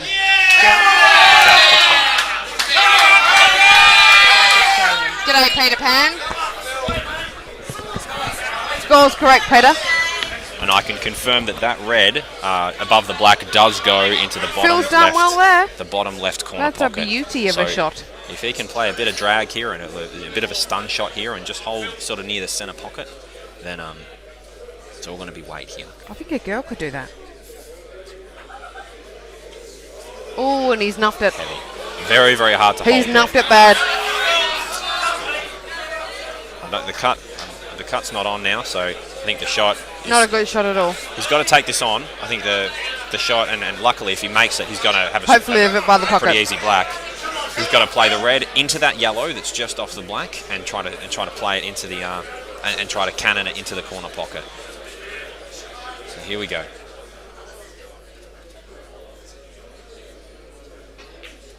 No. No. Didn't get enough of it. Phil Riley has made a meal of that. He's made an absolute meal of it. Come on, Super Steve Saxon. WA need this one to take it to 8-all.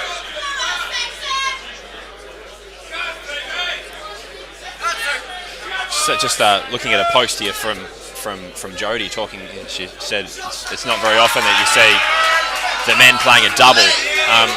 It depends on your style of play. There are some players in the room that prefer to do that, but particularly on these tables, Doubles haven't been going well this week. we found that the doubles on these tables are a little bit funny. If you punch them hard, it tends to straighten off the cushion, like a 9-ball table. But You just got to make them flow nicely. if you play them soft, then they'll skid. So it's actually quite difficult to get that nice medium pace where you get that true reflection. So Even myself this week, I like a double. I love a double, but they just weren't working. I got one yesterday, probably from the first time in 10 shots.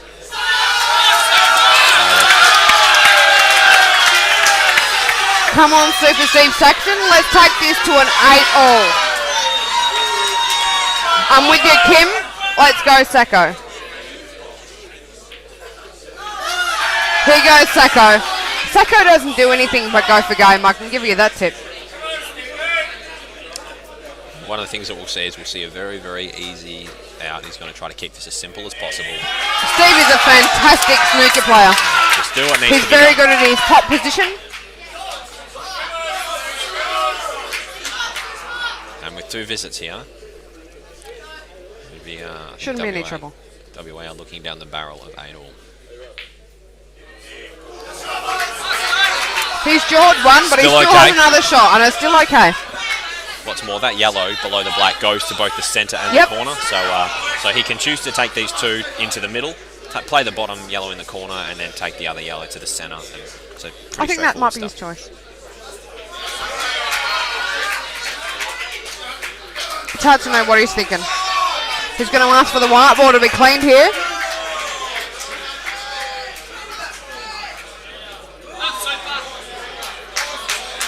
I'm with you, Ben Foster. Come on, Sleeper. 8-all. Here we come.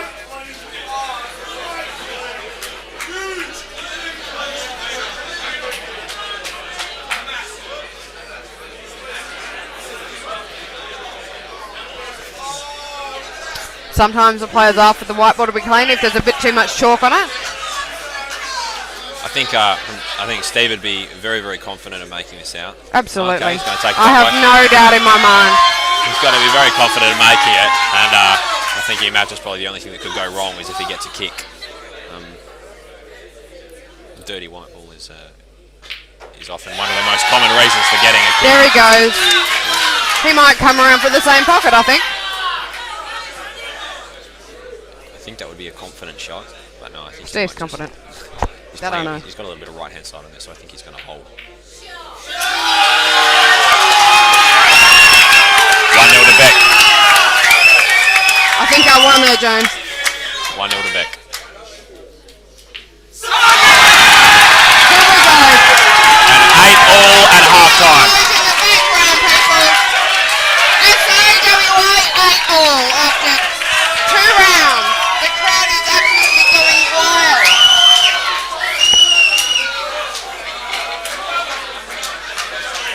I'm with you there, Derek. Big thanks to Alfred and all the other reps in the last 10 days. It's been a great tournament here. I think I've not seen a match where there's actually not been a ref on the table. When they've been maybe short one umpire in the whole absolute room, they've always got someone to step in. So big thank you to Lance Ryan for organising all the umpires.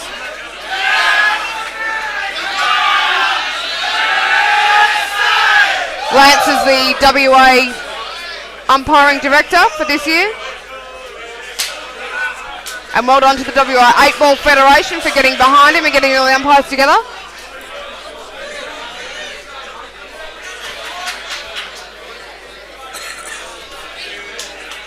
Well, game on. It is a bloody good final here tonight, James. 8-all, and it's anyone's match, really. We wouldn't want to say it any other way. Well, WA are going to come into this particular. We want to be hit at 1 o'clock in the morning. They're going to It's come into this 10:30 quarter feeling now. real good about this. They're going wild over there. Absolute wild.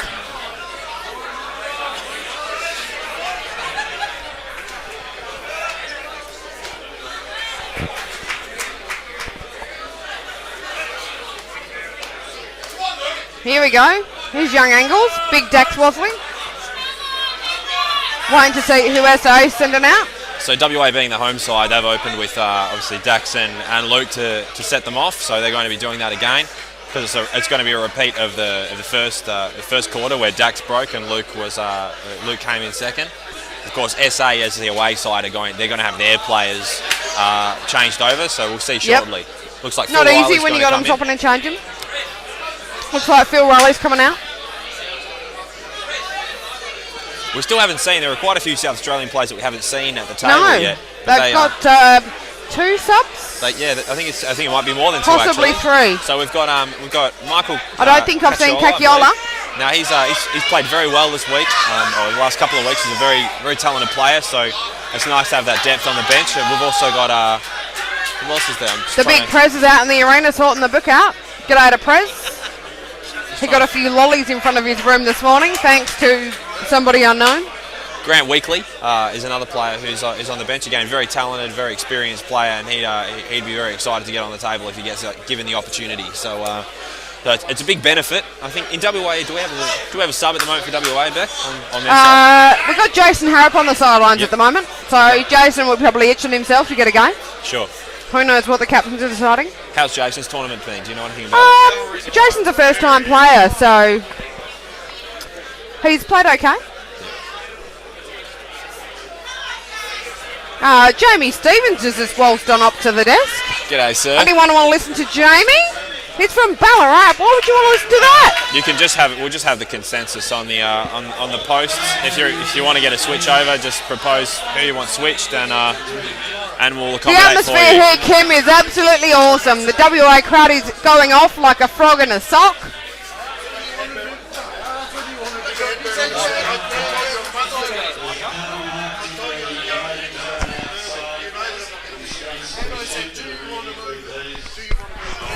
Big news here at the King's Hotel. There's a car outside that needs to be shifted. Everyone, text your friends. There's a car that needs to be shifted that's outside. We're going to have a change of commentary here. Jamie's going to have a bit of a seat and a bit of a dribble. He's from Ballarat, so please forgive him. I'll catch you in a little bit. Do you want to switch back shortly? Yep. I'll come back.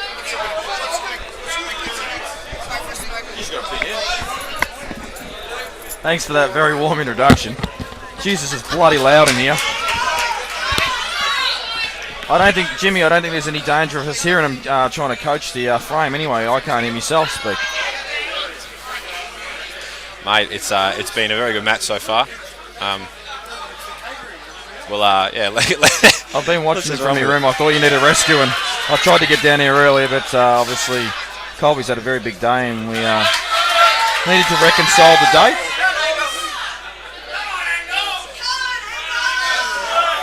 And I don't know if you've ever heard Dax cheer for Angles. It's bloody funny. It's something goes on like this: is come on, Angles, come on. Only Luke Angles does he sound like that. That's pretty funny. But he's got an out on here. Only tricky ball, obviously the black, but he's got a bit of business he can use. He's dead straight here, so it's a really good position for the guy. I'm looking here at a post from Benny Levy, who's asking what happens if it's 12 all. Actually, it'll go to 16 all. If that does happen, then there'll be a playoff. It's a best of 7 playoff for the title. Yeah, same as what the girls just did, except just a couple more frames. And yes, Drew to 844. Just yes. But to be honest, I'd love to see a draw in a playoff here, because this would be quality to see. Nothing better than seeing people just choking under the pump, because everybody knows how it feels. It's been there, and no one can criticise.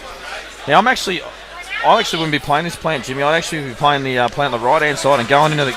I'd at least be knocking the yellow that's below the black just to make it onto the middle.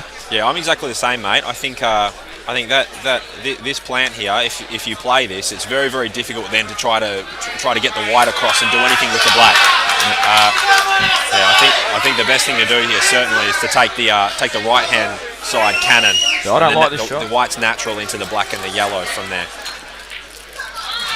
Okay, that's great. He's made a plant, but where's his black going? I guess maybe.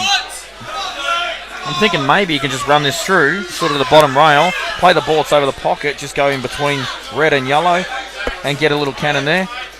He's going to be getting dangerously close to the yellow, though. It is possible. What's more, you can cheat this pocket a little bit, but I don't think you can cheat it enough to push that yellow if you screw into it. I agree. What's more, if you do screw back into that yellow, because you're forcing it, you're not really going to get a lot of zip on the white. So you're probably only, if anything, you're just going to push that yellow toward the black more. Kill the black even more. Exactly. Right. I agree 100%. So he's really got to pump this, or. Well, he's done it again. It's just a big risk that you take when you play that shot. And I think that highlights the fact if he plays the right-hand side balls first, lets the natural angle just take its path. Yeah, couldn't agree more. He'd be in a much better step. But he has cleared the yellow though. So if he can get cross table here and play a good shot. I think this is one of those scenarios, Jamie, where you've got to commit to either trying to make contact with the top ball or trying to make contact with the ball over the pocket. Because if you're trying to make contact with the top ball, then of course you're going to try to make that cannon softly. But if you're going to try to make contact with the ball over the pocket, then you've got to play with a bit of pace. Yep. And you've still got it. Because then you want the white to come back out. Yep. And he keeps him under the pump here, so Riley's got a bit to do.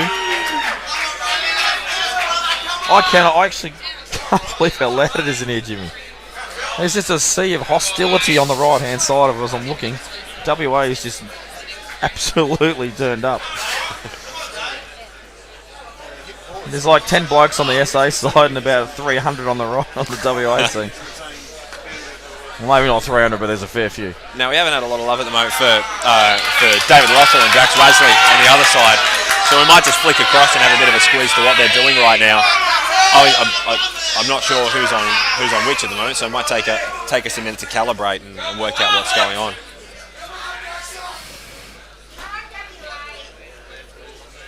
All right, so Phil's missed that shot. He has got a snooker though, I think. Or there's a thin clip on the red. Go straight down the rail. So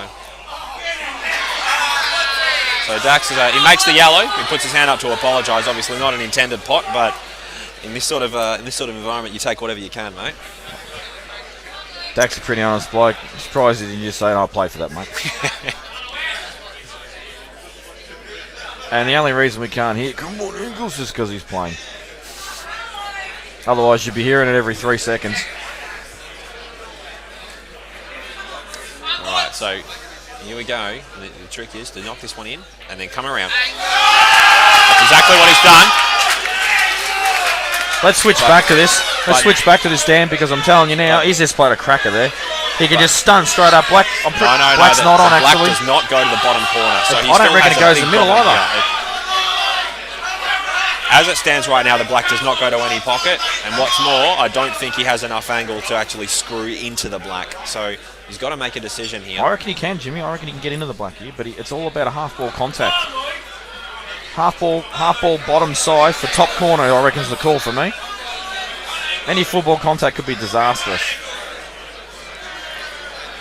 No, the more I'm looking at this, the more I'm confident he can't. I think he's going to try to lay up to this. Oh, you are right. You're just better than me at this, Jimmy. But he's chopped up in such a way that he's accidentally potted. In terms of outcome, it's one of those things there. I think you've whatever you're doing, once you've committed to it, you've really got to execute there. If the idea is to cover the pocket, so it's absolutely you didn't actually vital. think you could cheat the pocket there and punch it back, rather like not a deep screw. Deep screw, you actually get a guarantee miss the pot when you actually play it at pace. But if you actually pinch the pocket and you play it like a little force shot, you can actually play it. Get the angle right. I think even pinching the pocket there was probably about a 30-degree angle, just not quite enough to just. You'd actually need to sort of arc the wire a little bit to get it to get it to come out. And there just wasn't the distance to allow for that. Well, he's played a shot that basically has put Riley out of the pump. He says, "I'm going to leave this black in the middle of the table, and what have you got, fella?" And very Riley's got sensible heaps shot. of options here. They're like tons and tons of options. Providing he's on this opening ball, I'm pretty sure he's the right middle. If he's not real happy with playing this out, he can just sneak across left-hand side of the table and just use the balls over the middle pocket and get a snooker. Phil's taking this with baby sweep. He's jacking it He's up. going to try to just swerve around. And he's got it. Oh, But he's again, run the there was a legitimate chance of that happening. I think that was the wrong ball to start with. But I also say too, Jimmy, I reckon he's played that as a stun run through rather than a swerve drag. You don't drag that, you actually don't follow the white. absolutely. Yeah. Sorry if you don't want to play stun a run little bit through of bottom with that Yeah, one. you and play try that as a drag shot, you don't run through. Try to make sure when you do actually get contact with the object ball, the white stopping there as opposed to pushing. And I reckon Engels will get this in one. I'm spot on. He's a class act, Engelsy. And for the first time in this match, WA take the lead at 9-8. I'll tell you what too, when WA get on a roll, they're the loudest team in the whole comp. By a mile.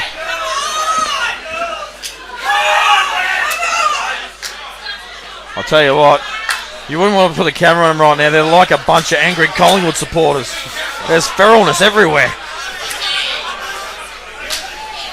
So we've got Dave Rothwell just trying to negotiate what he's going to do here. Of course, he can knock that red into the centre, but if he does that, he's still got a huge problem being the red that's covered.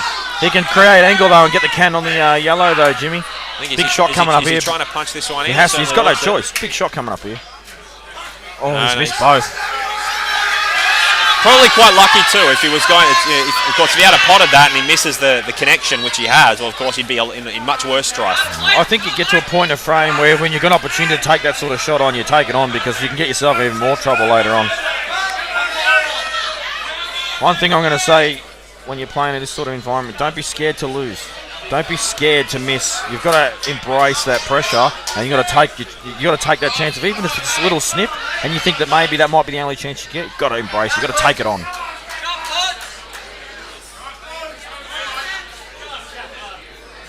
All wise words from a 1,440-time state player. Not quite that many, mate, but I've had a couple of days.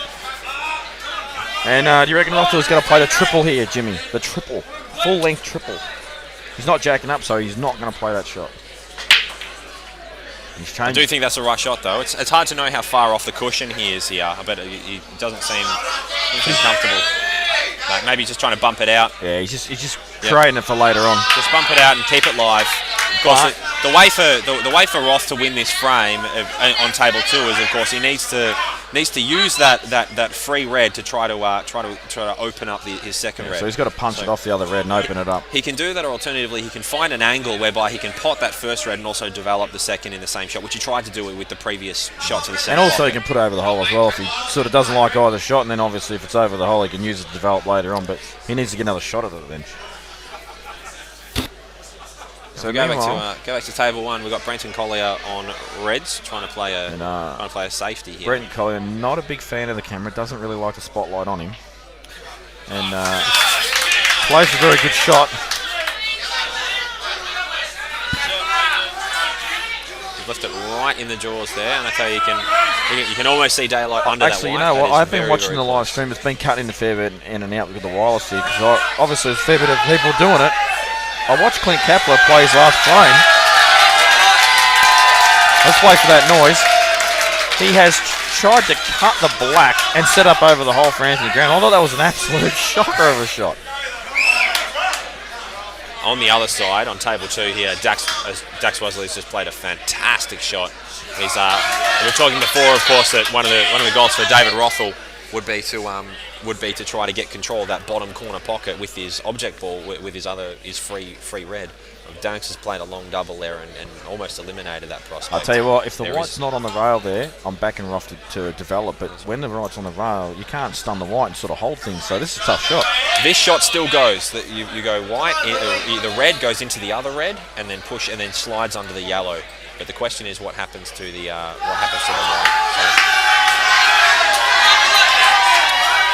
So Dax now, he's worked very hard for it. Dax now becomes a very strong favourite. Yeah, I promise you that wasn't easy. That shot Roth tried to play. Very, very tough. Dax has still got to do some business here though if he wants to clear this frame.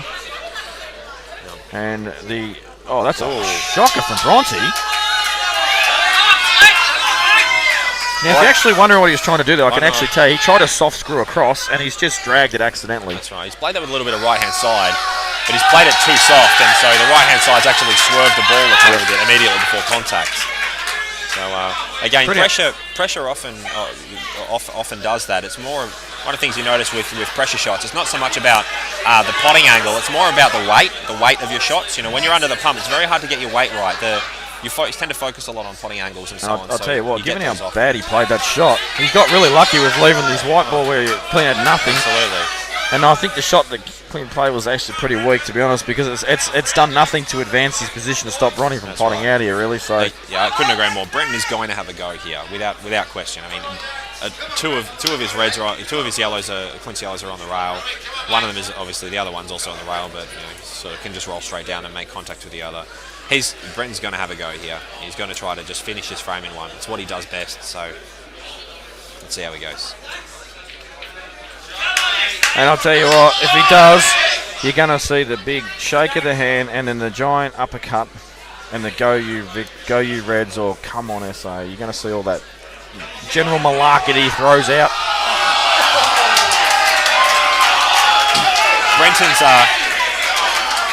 Meanwhile, Brendan's maturing over the last couple of years. Some of his mannerisms have changed. Remember the giant Q shake that he used to have? Yeah, where he used to I've been waiting for that all year. I haven't seen it yet. I've been filthy about that. Brendan sort of stands and he points his cue out, just sort of so it's horizontal to the ground, and then he sort of shakes it at about 150 revs a minute, and it's very good. Revs a second. It's very good to watch.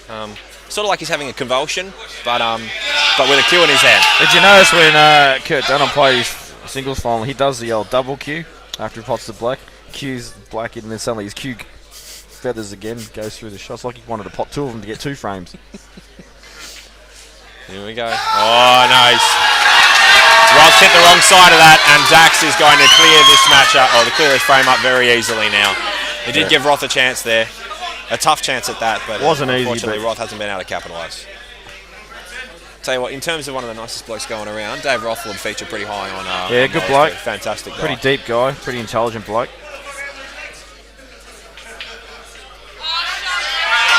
Good shot from Bronte there, and make no mistake about it, he doesn't do chop ups. Just while I remember, did you get on with Melbourne to that?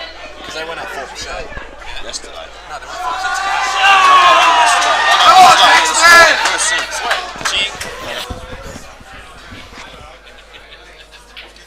And Dax comes back and he will roll in the easiest of blacks. And who would have thought that WA at one point would be 10-8? It's going to be a double screen, Bron. They're going to try and turn each other out. So Brendan's just standing here. Brendan's just waiting for it to die down so he can focus. So he goes down, and this is going to, I suppose, mitigate that frame that Dax just played. He just wants to scream himself. He wanted it to die down, and now there's a Q-shake. We didn't get the Q-shake. Fantastic. We've missed that. Bronte is up and about. I reckon he heard it. He missed. He actually air high-fived Alec. We're going to get the luxury of a replay on the YouTube look at this. shortly. So I got on a fantastic finish, and it was thrilling to see the shake of the Q Absolutely. at the end. Rewind that shit and just watch the Q shake. It's the Brent Collar signature. I'm going to give him some shit. I'm going to try and get his attention.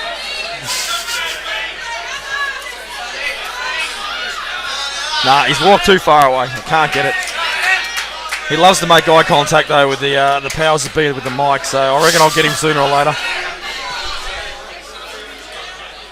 Again, so WA still, they keep the lead, and they've obviously they won the last round 5-3. They're up this round, I believe. Here we go. He stands at the back, basking in his own brilliance. This is what he does. He stands at the back after he's won a frame and just sinks, stretching his arms, and yeah, he's pointing at us now. I got he the knows eye what's contact. going on. He gives me the point. He loves it. He's just looked at his watch to work out what time he's going to have to come to on the video to try to work out what we're saying about him. He knows exactly what's going on.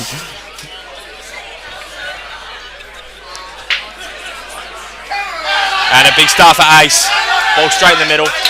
I'll tell you what. Still running the 9-ball cue. That's a pretty bad break that actually. Got away with that. Come off the side of the pack pretty hard. And Anthony Grantham at the top. They call him the Warden. Do you know why, mate? Yeah, he works at the jail. Yep. Actually, good answer. The other night they were yelling out the Warden, and Michael Cacciolo was playing. I thought they were calling him in the ward. I said, what are you calling in the ward? They said he works at a jail. I said, how can he work at a jail? He looks 4. And they go, oh no, he knows all the moves and everything to, restrain people. I'm like, who is he going to be able to restrain? He's seriously. I'll tell you what, if Brenton keeps doing those shakes, he might need to be restrained in a couple of frames' time. So it could be a valuable tool. Maybe that's why he's on the side. I'm not sure, but he certainly can play pool too.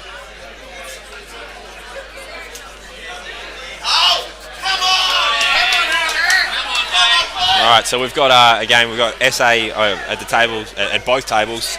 A bit hard to see exactly what's going on in Ace's frame there, but it does look pretty attractive. Yeah, he's on the yellows. He's looking all right. So you'd think that he's going to have a crack here. I think in the last in the match against Victoria, I think Alec played pretty well. I'd say he would have been one of the top 3 players for sure. He was pretty strong. Alec, as we mentioned earlier, has been a late arrival. He showed up only a few days ago, so he's feeling pretty fresh. He's up and about. Actually, he came up to the bar and said, I heard you had a problem with me coming over and playing. I said, because I've initially mentioned that they just chucked him in the team. I was having a bit of a joke on CueballTV, and he thought I was serious about it. We straightened all that out pretty quick.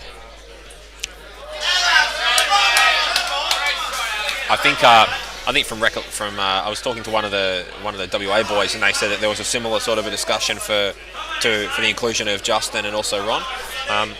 One of the things that they did, which I think was really diplomatic, and not out of disrespect for SA, but certainly for WA, one of the things they did, they actually took a referendum and they said, look, if anyone objects to it, then we'll say no and we'll just have our team as it is.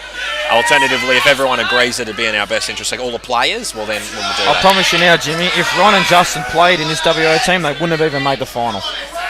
Just because you've got superstar names and players, it doesn't mean you are a better team.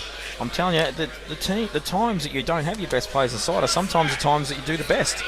I think one of the reflections of that over this tournament was New South Wales. Of course, in the first semi-final when they played South Australia, they've got an incredibly strong team. When you include the likes of Travis Crawley, obviously you Stevie Woods, absolutely, Rusty Wheeler, Brent Reid, to name a few, and the list just continues. But until they learn to be a team, they're not going to win. It's that simple. And I've told them this every year they don't make the final. I rub it into Damo because he loves it. Yep. I said, until you blokes stop worrying about yourselves and start playing as a team. Oh, Jesus.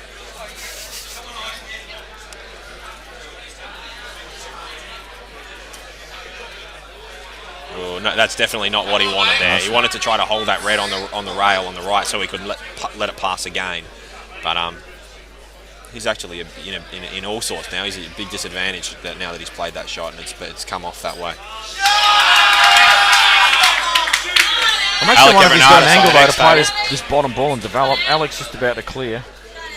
So he's just trying to work out exactly what he's going to do with this black. He's looking at the black to the centre, and it does go, but it's probably a little bit tighter than he likes. I actually think he just runs straight through and plays in the right middle. Couldn't agree more. I think that's a better shot. So if he just plays this with middle, lands on the rail, well then he can either take it long, or alternatively he can take it to the centre, whatever he'd prefer. Well, he's hitting low. He's either playing a drag shot or he's screwing back. Yeah, he might be punching into it perhaps. I don't think he can screw past that black. And he has punched, and he's landed perfect. Fantastic shot. That's a class shot. He actually made that shot look really easy, but it's actually easy to misjudge that shot. Absolutely. And you just hit it a little bit too low or high, and suddenly you don't get the right contact. It's very high stakes too, because if you don't get that right, you're going to be in all sorts. Good on him. Fantastic shot. And 10-all. Oh, here comes the go, you Reds chance. So it looks like he's going to try to reverse double this red, back up the rail. That's what he's done. This shot. It looks good. Oh my God, that's large. Oh, it's fantastic. Unlucky not to get a better result. He actually had nothing after that shot. Had absolutely nothing. He might have had a really thin cut on that top red. So obviously the people at home didn't see that particular visit. But if you remember the previous frame where Anthony had those two reds stuck down in the bottom right-hand corner, and he's managed to kick both of them out and also get one of them over that top right-hand corner slot. So fantastic shot. Looks like Sonny's going to play a fairly similar sort of a shot here. Well, Just try to go. I think up he's and actually control. played it off the He red. played on the inside. He's hit that very well. I'm going to go and grab myself a drink. So we'll have Beck step in. Enjoy, Jamie. Thanks, mate. So Sonny's played a very good stay in the frame shot, and because the warden hasn't actually covered that hole, Sonny's actually in the box seat. And we'll see what happens after his shot's played, but at the moment he's in the box seat. Now I'm not sure whether, I'm pretty sure this red doesn't pass underneath the yellow. Maybe it'll actually play swapsies. Not off this shot though. Not sure what he's got planned. Maybe another double. He just played a double previous shot. This is flirting with danger with the cannon on the two reds. He's got it right. No shot again, no shot again. Now, some might say, oh, he was a bit unlucky, but he was always careering into that yellow on the bottom cushion. As Beck rejoins me in commentary, and Jimmy O'Reilly's going to G'day, Jamie. something. Jamie's relieving himself. He's relieving himself. That's what he's doing. And 10-all. Big match here, Jamie. It's been pretty good standard since I've been here. 7 frames to go. Potentially. Let's hope it goes all the way, eh? I'd love to see a playoff.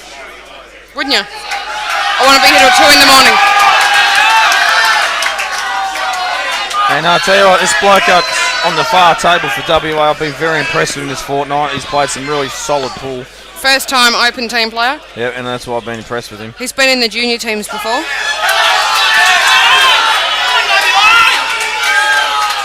I reckon he tried to hit that full ball and it's just drifted a touch on him with the nap. And Sonny Lister with 2 visits. You don't want to give Sonny Lister 2 visits, No, just quietly. I'm pretty confident he will make these balls. He's just obviously taken a couple of seconds just to plan his route. The man is a master. Literally, he's a Masters champion.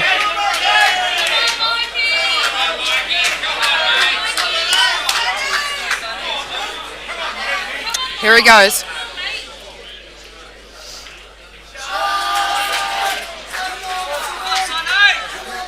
And they're all on.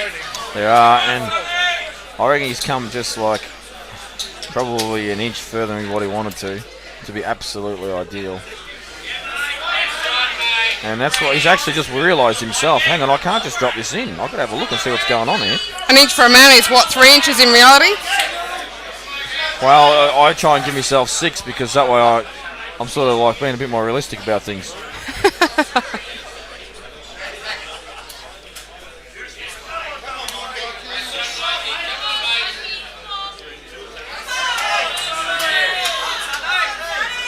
Yes, whatever your name is, one Joffa.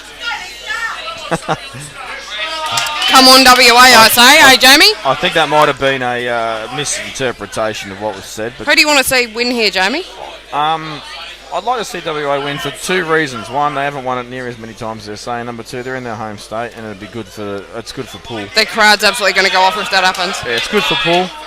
I stopped caring once Victoria went out though. Oh, that Can't help is yourself. so sad. No, well, that's just being proud of your own state. Bloody one-eyed Victorians. Here he goes. Here goes Sonny Lister. I still reckon. Absolute champion of the game he is. I know he's got 2 shots, but he's still got a bit of work to do. Just a little bit. A little bit, but he's got 2 shots. Only because he's got to move A the girl white would win ball. from here, eh, Jamie? I reckon the girls struggle to get these, just saying. He's got the filthiest look of all time there. I'm sitting right next to Jamie and I could probably knock him in the head right now.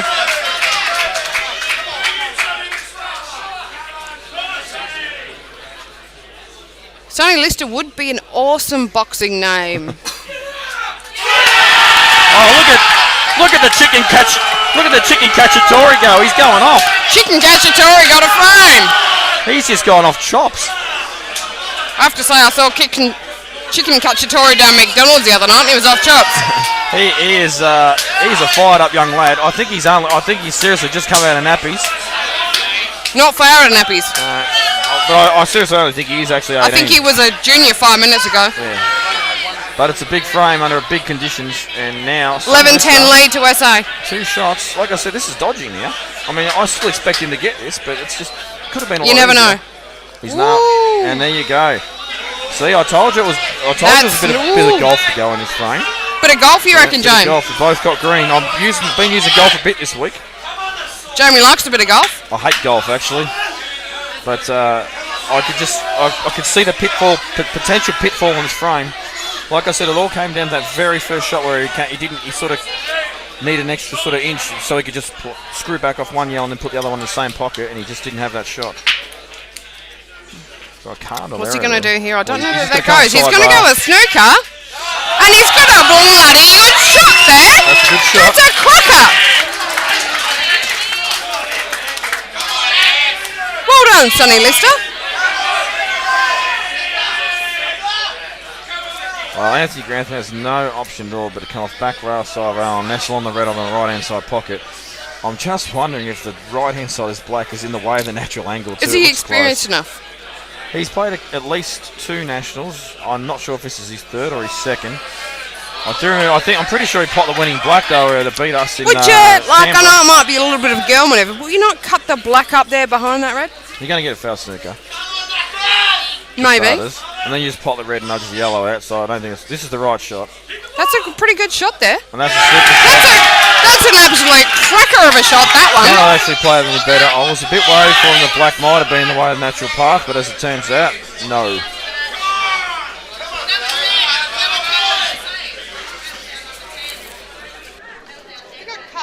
Next to us. Tell you what, hasn't put a lot of work into this tournament. He's only been here for about, I don't know, 16 hours a day. Yeah, 16 hours a day. He's doing all of the technical side of things, Carl. I'll tell you what. That's an absolute cracker of a shot from the great man, Sonny Lister. I know a lot of people appreciate good attacking frames and pot and balls and all that sort of jazz, but the last 2 or 3 shots have been extremely high level. Really great tactical pull. High level. World really class. Good girl pull. Yep. Well, I wouldn't even call that girl pull because it's the only shot available on the table, so they must make it. He's got the same shot. He's actually got to pot the red now. He's actually got to play the same shot but pot it.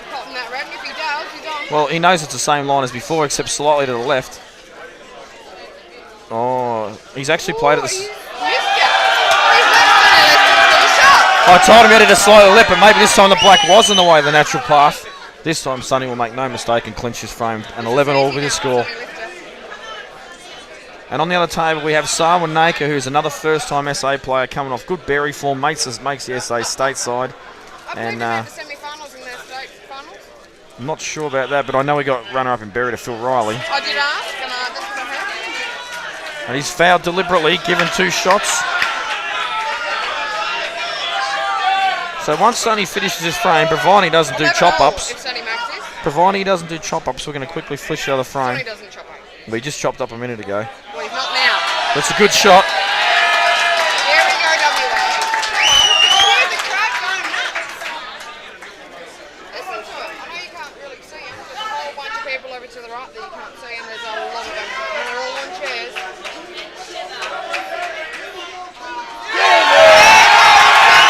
So after 3 excellent safety shots, Sonny Lister makes no mistake after a foul from Anthony Grantham. They are going nuts, is right. And the score is 11-all, and we'll switch the other table already. And I forget this fella's name, Keegan or something. This is Keenan Sigler. Keenan Sigler. His brother has been in the state team a couple of times for WA women. Keenan Cigarette. Sigler. I'm calling him the cigarette. I'm calling him the cigarette. He played in the Indigenous side this week as well. I've only watched him play a few frames, but he's a bit of a freak show.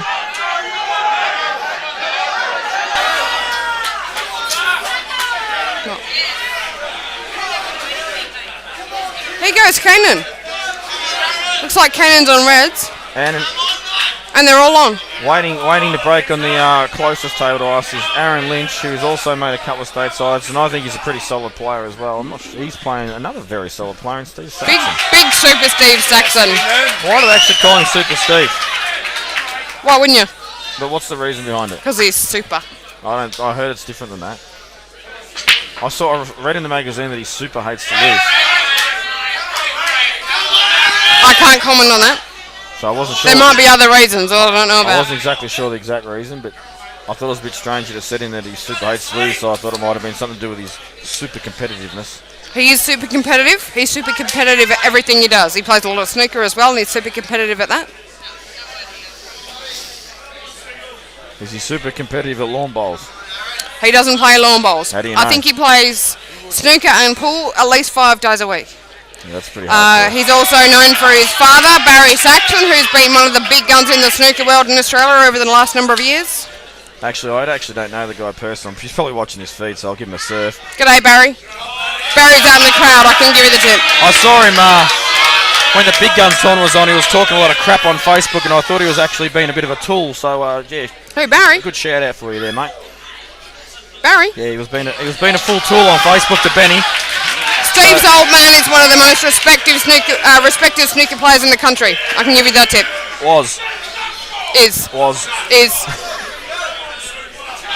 Is. I won. So we've got a bit. He was here a couple of hours ago. I believe he's still in the room. And Keenan has missed. There goes Keenan, and he's. He's got. Oh, I thought he had 2 for a sec while he was looking at that. He's left Sawan on.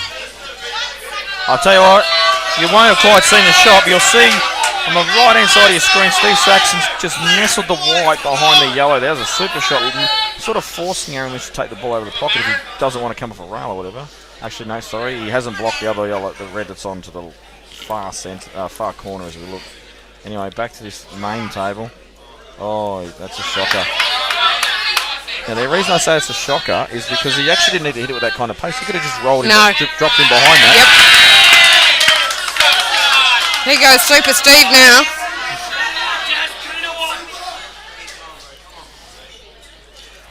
I've known Steve a very long time.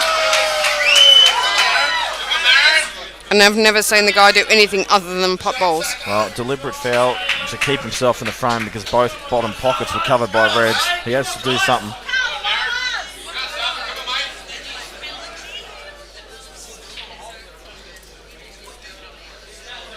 Now here goes Sarwin, trying to recover from the error he made earlier with that ball in the cushion.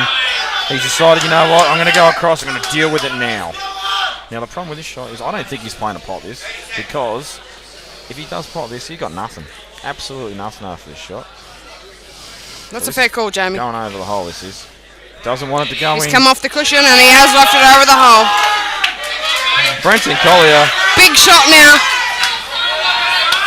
Brenton Collier just wooded up. He was very happy with that shot. Big shot now for the 18-year-old Keenan. He's just had a lovely little time over at the World Juniors. Yeah, he's in... at the black hole. At the black hole. He's in big strife here. He needs to at least play some sort of shot to keep him in the frame. He's got to stuff him up somehow. You see a very nice high queuing action. Look at this shot. Look at this shot. Oh. That ain't bad, Jamie. Tell you what, that's one of the hardest shots to play in the game. He nearly nailed it, but that ain't bad. Unfortunately, this game Millie's not good enough. It can cost you frames. But what's actually good for him is he's actually blocked the red at the corner. The red doesn't go now. So I don't know that he can pot that red into the middle.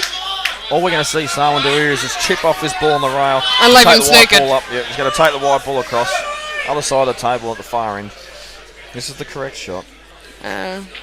He's actually there he goes, and absolutely fortunate as hell. Ooh. The reason I say fortunate is because it was such a poorly judged shot that he could have actually kicked the yellow in a different direction, made it on. So what would you do here, though, Jamie? I need to see how much you can hit. Well, Mr. Sarwan's head's in the way. I reckon he can actually play face cut double. Here we go. Long double. No, he's in the way again. Long face cut double. He's got a big head, Might have to use the right hand side to clear the white. I'm not sure about that. I'm pretty sure if he actually got the right contact, he would have to use right hand side to clear the white. Advanced pull from Jay Stevens. Look out. The kid finds ways. You're not wrong, Kim. Not that time, though. So Sarwan, this is the time for him to attack because that yellow... He's got to attack now. The yellow's dead. Yeah, it's deader than a zombie. And Aaron Lynch is just fresh aired. You'll have seen Crowd's at the top of going your off screen. on Sleeper's table.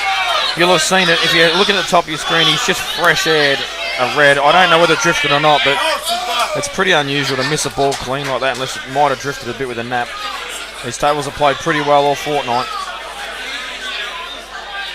Apart from a few rolls here and there. There's been a couple here and there, but you know what? These things happen. As long as they're dealt with accordingly, it's all good. And we have a malfunction. We're back again. And Sarwan's Had a bit of a go.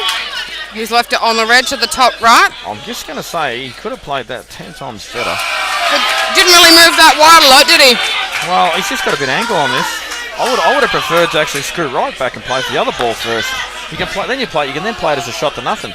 This shot is no longer a shot to nothing. If he misses this red and it doesn't go over the hole, He's in trouble. Miss, well, the yellow's a chance. But I expect him to still get this. But you'd hope he gets it. I expect him to. It's not that hard a shot, but under the pump, anything's missable. In it goes. And it goes, and he's left himself a nice little shot to come back down for the black. I think he's pretty straight. I think he might be pretty straight. He may have to. It's very hard to tell on that feed. Deep screw. Don't even need to use side if you actually play deep screw shot. You can come across back to where the white is and back across the other side of the table and have a long shot. What would you put on that, Jamie? Just deep screw. Don't have to smash it. Just cue through it. There it is. There he goes. And I am absolutely spot on. He's actually overhit it. He has overhit it a little bit, but it's still okay. But this is one time I actually would roll a black in. Why wouldn't you? The yellow's dead. That's why. If the black was the only black ball on the table or the yellow was over the hole, I'd punch this in. There you got Winston's head there in the forefront of the screen. Winston's the umpire. Well done, Winston, for turning up all week and umpiring.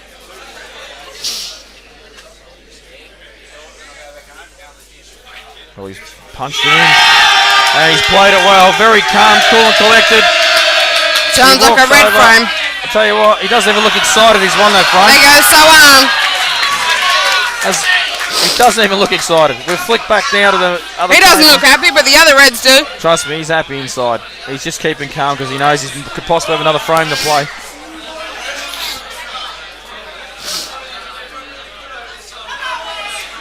And from memory, Lynchy is I'm on breathing, reds. Paul Watcher. I'm breathing. So, Steve Saxon's on yellows.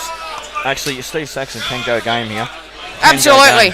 If anyone can do it, Steve Can you tell me how he's going to pot out from you? I think he's going to pot that one. What he's going for. Bottom left. Maybe not now. Okay, you've already lost your way. Yeah, whatever. You play the yellow on the right-hand side of the table off the other He's now going to play that right. He's going to probably come down and pot that yellow in the same pocket. And then he's going to come back round. Off the yellow, it's not on. You've got to play, you've got to develop it. That's what he's done. Oh, he has! Great shot. That's a bloody corner! See, I know what's going on in this game sometimes. He's actually, unfortunately, he's played it badly because he's overhit the white. Great. He has. He's hit it perfect as Steve's far as a angle, fantastic curist. He can do this. Well, the problem he's got here, He's got it now to get onto that yellow. he cannot play the right-hand side ball and get position. I'm worried that if he pots this, he's going to cannon. He might cannon the red. It's very difficult to tell. Actually, no, he's okay. I can see the angle bomb right behind the shot. Oh, he's going for the other ball. This is Here the we only go. ball he can play. Oh, that ain't bad. That ain't bad at all. He'll be happy with that, no doubt about it. I don't need a tissue, for God's sake. This is plain ball. This is just plain ball off the side railing. Oh, there is a lot of virus going around in this room this week. Oh, he's got two. Oh, he's got two. We missed that. That just changes How everything. shit are we? Well, that just changes everything. It made this out a little bit easier for him. But he's actually not I know I didn't have an orgasm, Jody. For God's sake, I'm sitting next to Jamie. Hey, she probably did then. He could have left this better, Steve, but he should still be okay. The only reason I say it's a bit dodgy is because oh, look at this shot. Oh, that's a cracker of a shot, that one, It's Steve. not awesome. That's a lovely little shot. He'll just nail that into the he'll roll that into the middle pocket. He will He now. would have loved a small little flick off the left-hand side of that red. This is a big shot coming up. This is actually thinner than the camera represents too. In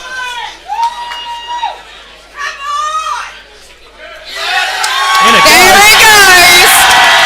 There goes WH. Oh, come on, Wes.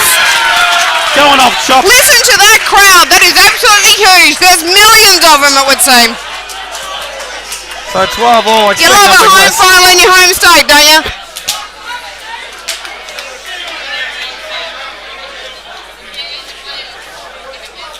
Now they go off. Bit of a team huddle now. They'll sort out if there's any changes. They're all gathering around. I'll tell you what we're going to do for the next couple of frames, Beck. I'm going to teach you to play pool commentating. Oh, here we go. I'm going to teach you how to play pool I'm in trouble here. commentating. I'm going to teach you how to play aggressive pool instead of this crappy shit chick pool that you girls play. What do you mean? Don't you push balls around the table? No. I just used an example in that last frame to play the yellow off the yellow that you didn't see. We're going to continue to do that. You're going to tell me how people are going to pot out when they're there. Oh, here we go. I'm going to correct you if you're wrong. What do I get if I win? A pat on the back. Oh. And the knowledge to know that you can take that out and you'll Here we go. advance your I've got a ability. Ballarat boy teaching me how to play pool. I think it's a worthwhile exercise, and I think it'd be good for the crowd out there watching as well, because they can say, okay, what shot would I play here? And if it's to sit the ball over the hole when you can make an out, you're playing the wrong shot. Here comes young Luke Anglesey, commonly known as Angles. I've got to do it. Come on, Eagles. Come on. Come on, WA now. I haven't heard it once. We've got to get Dax. We got Angles out on the table. We got Big Dax Wosley. Looks like we might have Brenton playing Angles. I'll tell you what, I've just been privy to probably some private information, but it looks like the little gift giveaway this year. I'm not allowed to say what it is, but I'll tell you what, I've got the inside info. But it vibrates, eh, Jamie? I've got the inside information. I'm It not going to give it away. vibrates. Terry won't let me. It's green and it vibrates. She's done the old slit throat signal to me. I'm not allowed to say. My inside knowledge Well, is it's green and it I can tell you one vibrates. thing. It's not a hint, but I can tell you one thing. You're not going to be able to guess what it is. Oh, God, Ben. I've got him on toast for breakfast.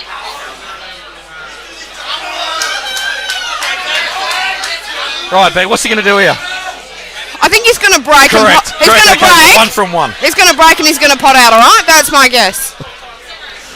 You're 1 from 1. You're doing well. How's that girl, Paul? That's the, you know how like you have your trivia questions and Who Wants to Be a Millionaire? The first question's really easy. That was your first question. Did I win? You did. I won $1 million. You've won $100. Now, I will allow you to phone a friend, but if he plays a shot before you get the answer, that phone a friend is null and void. Good Lord. We can't Here we do go. 50-50s, and you cannot ask the audience. Can I ask Eddie? You can ask Eddie, actually. Angles has Here potted we a go, yellow. Angles. Get that yellow in, son. Right, first question. What's the problem here?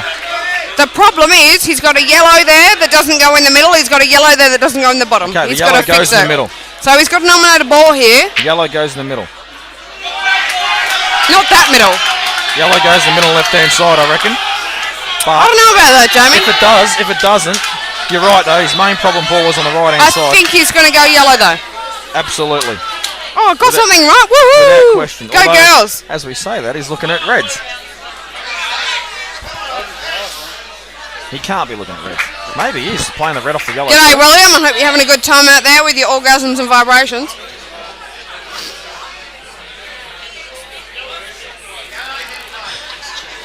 Hope everyone out there is having a good time tonight.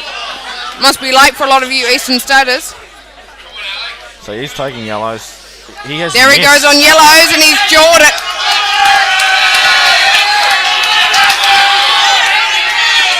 And probably Brenton's now on red. probably one of the few people you don't want to lift the table as quickly would be Brett Collier. Like I said, he may not be able to. Where's his problem though, Jamie? Well, he may not. His problem is he's very shy of the camera. He doesn't like a lot of Brenton's attention, shy. so he might not get this out. You've met Bronte. Immediately, Oh, there he goes goes. to develop. He's got something out. he wanted to there actually, he he goes. actually wanted to hit the yellow ball there, and he's not quite got it. Yep. He's fallen slightly out of position here. Still got heaps of options though. You can actually see here he's looking. I'm guessing he's actually looking at the red off the yellow to develop the red that's dead. Not this shot, but in a couple of shots' time. I don't think he's really got another shot except for possibly. I this think ball he's in the going to middle. go that yellow off the other yellow to just get a better position on the He's other on yellow. reds. Okay. You just lost $1 million.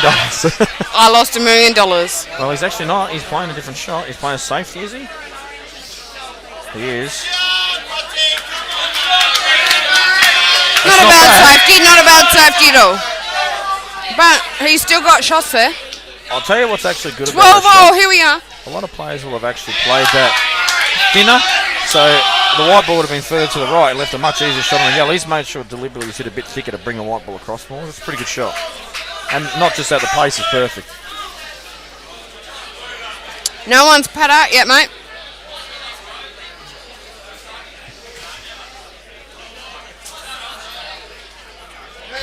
Wow, Drew, that's a bit rough, mate.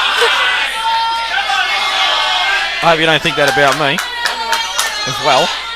Otherwise, we may have to just cut the feed right now. Sorry, just choking to death here, people. Well, that's not. At first glance, that was a poor shot, but in actual fact, it's a pretty good shot. Cut the red off. Not bad. Developed his ball. And to be honest, he didn't have a lot of options. Doesn't out there now.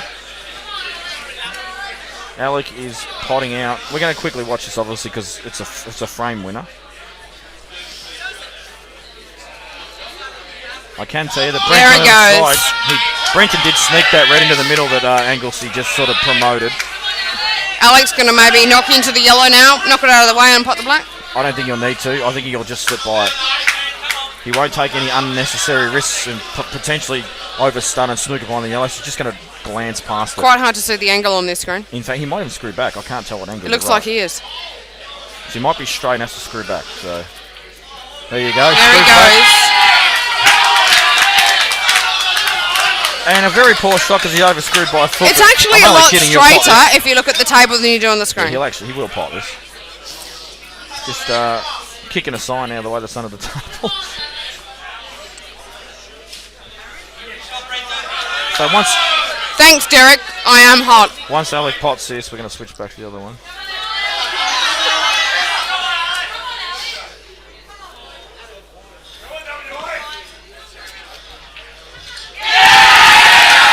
There's an essay frame from Alec. Wow, Alec has jumped up in the air. Alec I've never seen doesn't that. jump up a lot. The Iceman is on fire. The Iceman is on fire. I've never seen him react like that before. In all the years I've played Nationals against, I've never seen him go off like that. You never see Alec with an expression on his face, Not do like you? that. That's incredible. Anyway, we're back to Anglesey. This is one time back that I actually might put a ball over the hole. You wouldn't have put a ball over the hole, would you? Well, I don't know how we can develop this, so he's played the right shot. He there. has. Oh, geez, Jeremy, you're right.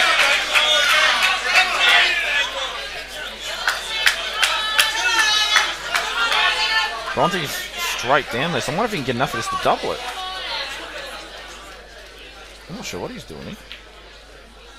I think he thought he could double it in the middle. However, I don't know look what at he it, though, thought, but he's I don't just think it worked. I think he's actually just tried to leave it, get a good white, and Anglesy's He's going to say, getting a "No, nice I'm going to little get a better snooker." white. I'm going to get a better white." That's a great shot, Angles. Now, I'm pretty sure Bronte will leave this here only because that yellow on the bottom right-hand side, in between the two reds, is just a bit tricky to get on. You just And leave I it don't there. think Bronte's got much choice but to leave it hard up. He doesn't have a lot of options. He has. I'll tell you what, though, he's left a small gap. I wonder if Anglesey can actually punch, like jack up a bit, punch the yellow off. That yellow other actually one. comes down to this bottom pocket. Yeah, I'm actually talking stupidity. He's just going to flick off it.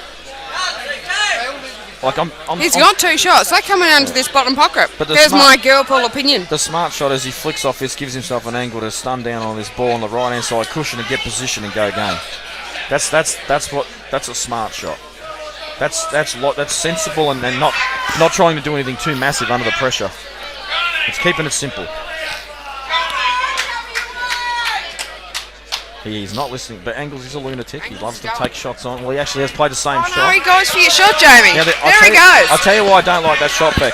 If you go the other way, if you hit it from the bottom side, you can actually get an angle where the white ball pots the ball in the corner, and then you can stun up table and get on that yellow that's dodgy. Yep.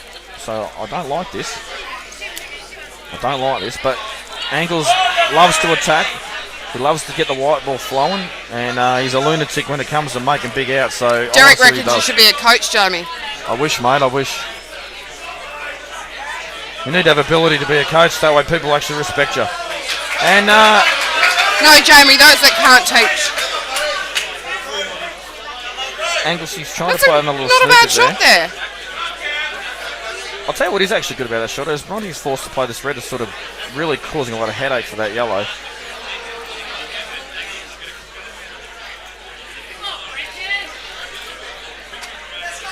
That's a very, very good shot. Not bad. That is an excellent containing shot from Bronte. He's wasted that yellow there. He's in trouble there with that.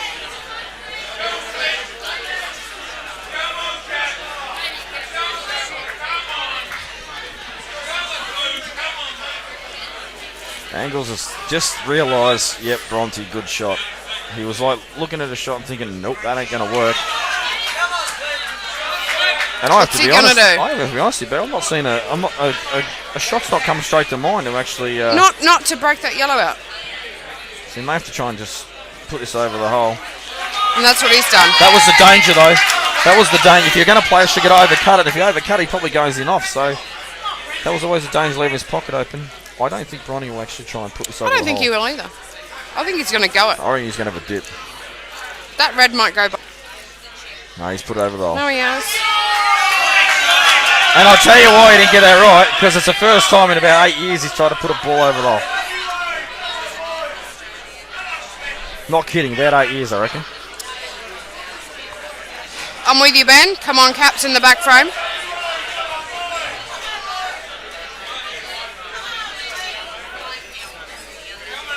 What's he going to do now? He can get that in front of that red. Oh, Clint Kapler. There he goes, and he's fouled. And he... Well, Bronte uses the stabiliser there for a second. Angles won't be happy with himself. I actually missed that shot. Here's the jet ski on the telly.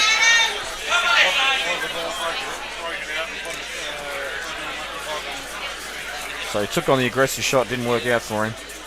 Now Bronte. Here he goes. He's knocked his ball out like a cracker.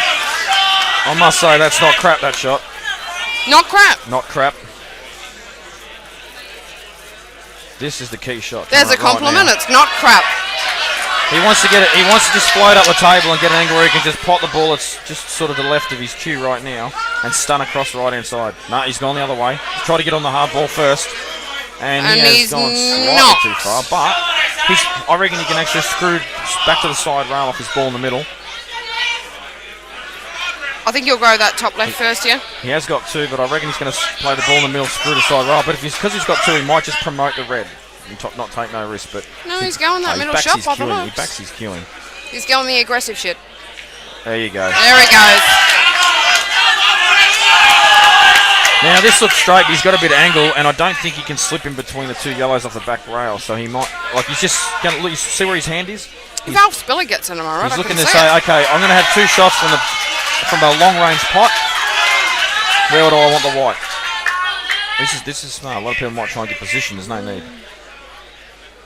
Digging. There he goes.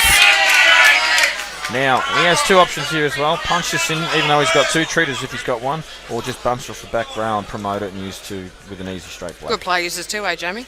Well, not always, but I reckon that's what he's going to do. He has.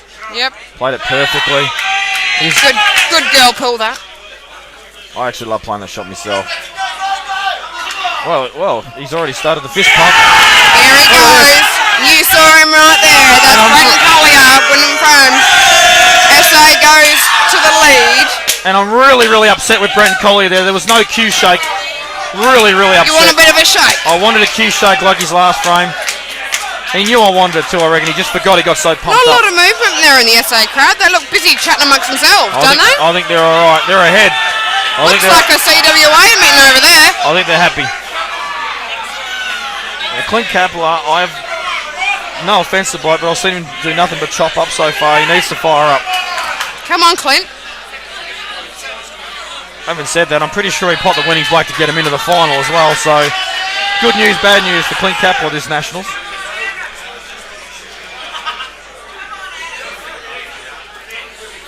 And Here goes the jet ski. plays a good containing shot. This Looks like we're going to have Alan Brown on the next table. Alan Brown against Dave And Rothel. Two very Dave solid Rothel. players.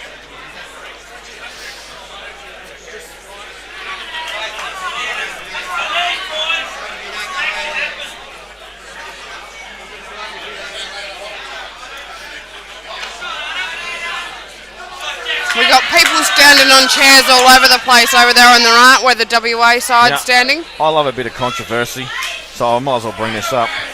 I don't know what politics goes on in the SA camp behind closed doors, but Adam Andrzejewski seems to shoot pretty good stats most year and doesn't seem to play a lot of frames compared to some of the other players that don't shoot as good stats. Why do you think that I is? don't know why that is. It just makes me wonder. This year he shot over 60-something%, I'm pretty sure, and he missed a lot of frames. But then again, so did Phil Riley, so maybe they did a massive rotation. They've got about 35 players in the team this year. 35, you reckon? Oh, 11, but yeah, 11 doesn't go in 8 real well. That's a lot of people on the bench every round. It's a very hard thing to do when you've got 3 on the bench. Well, they actually had 10, but obviously when Alex came in for last year, Alec turned up a few days ago. that's made it 11. So that's a lot of frames missed out for players every round, and that obviously adds up very quickly. So I'm probably just talking crap, but it's something I've noticed over the years. It's very hard. I've seen the WA side sometimes take 2 or 3 reserves. Ben Foster, you do not steal WA maked up names and 50 Shades steal them of for your Brown. own. I don't want to say 50 Shades of Brown, Ben. I do like your efforts, but you do not steal our names. 50 Shades of Brown is not going to be good. I can think of a couple of different versions, and they're involving babies. Baby poo. Oh, look at that. Oh. Baby vomit.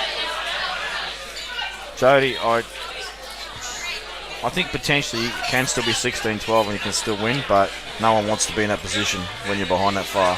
It's first to 17, so if SA get one on the board here, they'll be in trouble. Oh, SA's in that massive box seat right now because they've got 2 frames in hand, but it's been Got level. the It's big been man level like every Alan Brown round. at the table.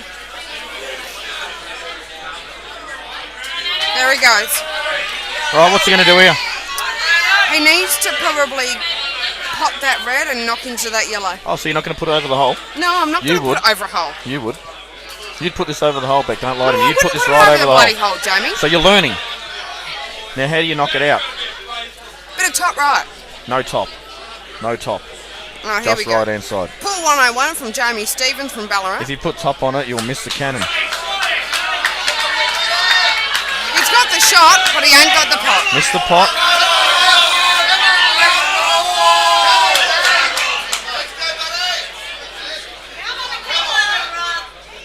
Who's pool watcher? Because they're right.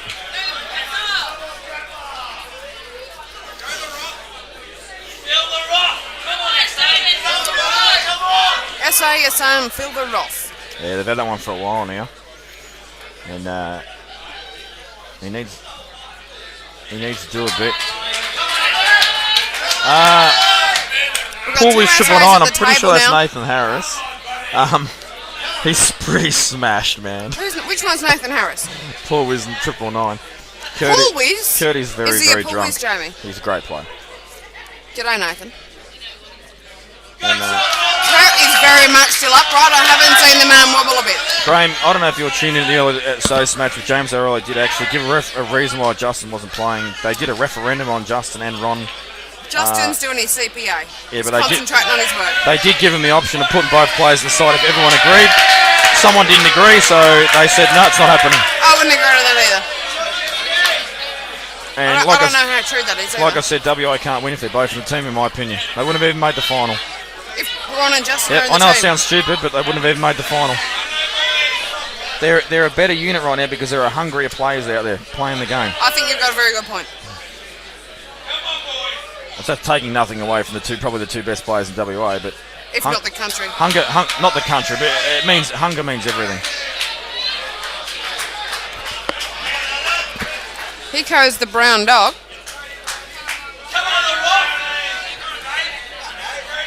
So The big brown dog. jumps over the lazy fox. The big brown top.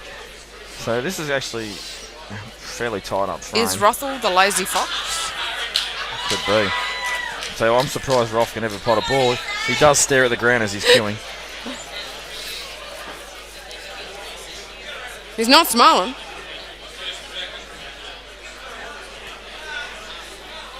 Neither is jet ski. Not many people do when they're at the table, though. Who's? Oh!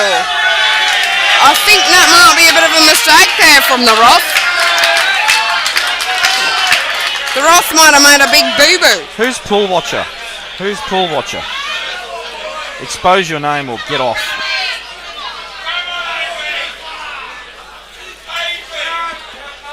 I think it's a Victorian, Jamie.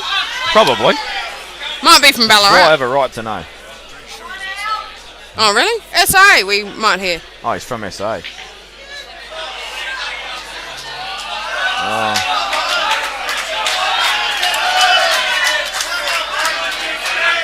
So, both players in this table are on at the moment just trying to nut things out because there's a lot of Brownie's got a difficult red there. He's got to get that into posse. there's a lot of clusterage and a lot of bubbers on this frame. And Look at that's it, he's just not at the yellow. horrible. If Roth can play this shot in such a way where he can get a decent angle to get some extraction, he will be happy. He will definitely be playing his ball on the rail. If he can actually just hold the white, in actual fact, at second glance, all the balls are on. They're all on. So if he just drops this in, the ball that's on the bottom of the black on the left actually goes bottom corner, and that frees up the other one for the middle. They all go. So they're all on. And he's left it in the pocket. SA seems quite happy with that. Sits over the hole on its second prize, and he has Would actually you picture underhit that? Men's game and they're sitting the ball he over a roll. he has tried to pot it though. That's the difference. Oh, it's Bozzy, of course. Andrew Bosman. Andrew Bosman, is it? I did know that, actually. I just forgot. And Alan Brown has played not a bad shot. Not a bad shot at all, he's just got actually. his ball out and just kept He the pump can on. now probably pot some of the yellows he's got over several pockets. Bit of girl pull there being played from Rothel. Bit of chick pull. Will he try and sit some more balls even though they're over the hole? No, he's going to be looking for a way to develop. Well, he doesn't need to now because he knows they're all on if he's actually seen the out. It's a matter of what. Is he scared? It's a matter of cue ball control. Dave Ruffles actually represented Australia in Scotch doubles 9 ball, I think it was. Or American ball. Which was And one of the two. 9 ball, I think, as well. And I'm sure he probably doesn't want us bring it up because him and Della didn't play their best over there, but they actually got to have a go at it, which is probably the main thing.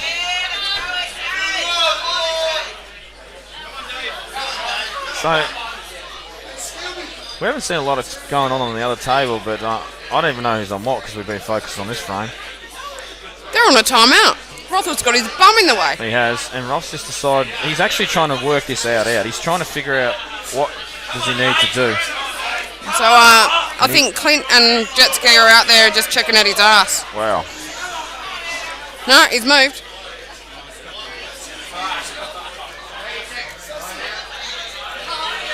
Now it's Roth's turn for a timeout as Jetski plays a long red.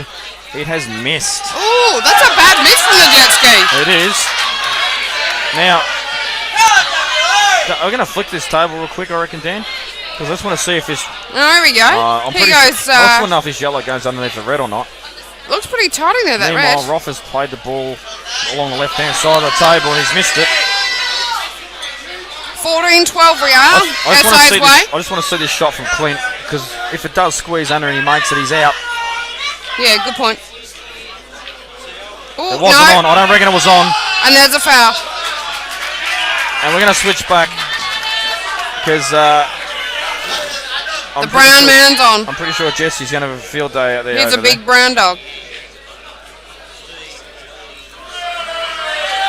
How's the pace? His arms in the way. We can't tell. Give us a look at the I result. can tell. I can see the table from here, and it's not quite got there. Now Jetski opening pot. This goes in. This frame is over. They've screamed. They know it's in. Now one more good pot because obviously, if this just drops in, he's on everything. Yep.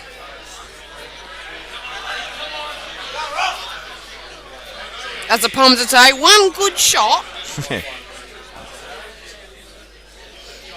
You know. That's in. Doesn't want to be dead straight on this ball along the rail. I think he is pretty straight too. I don't think he can jump. I don't think he can bring it out enough for the ball that's to the left of the black into the middle. I think he's got enough angle there. If he doesn't play too much girl pull. It's not that easy to get out. He's actually looking at playing it thin. Because I think that's probably as good as he can get on it.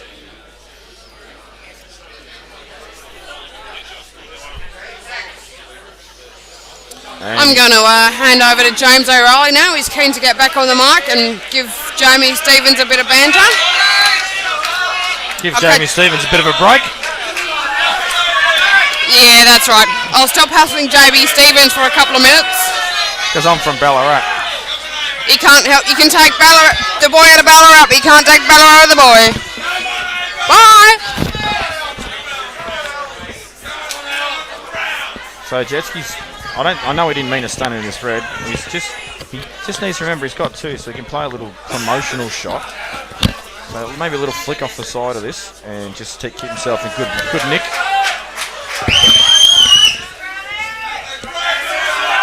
I think he's okay. G'day everyone again. Jimmy, I'd just like to say you took about an hour and 45 minutes too long to come back. Just trying to provide some equality to the commentary box, mate. Well, I'm pretty sure the crowd are happy now. That's too far. Now, he's only got the one here, Jimmy. He's overplayed it just a touch. I've been watching this frame from afar, and it seems like he was a little bit jittery about taking it early. He wanted to wait, sort of for the ideal spot. Well, mate, you've got it now, so you got to finish. Just hold your nerve and get it done. I think this might be thinner than we think too. Yeah. Now he's got one visit, is that right? Yeah, he used one to promote. Okay. I expect him to get this. He's queuing right through it. I mean, straight in. And is he on the right side? Yes, he is. He's already screaming. He's up and about. Yeah, he knows he's not going to miss this. Jesus, he almost went down in one motion to try to knock that ball, and he was pretty keen to get the job done. 15-12 up here. SA. I think he's going to go bananas when this ball. In the background.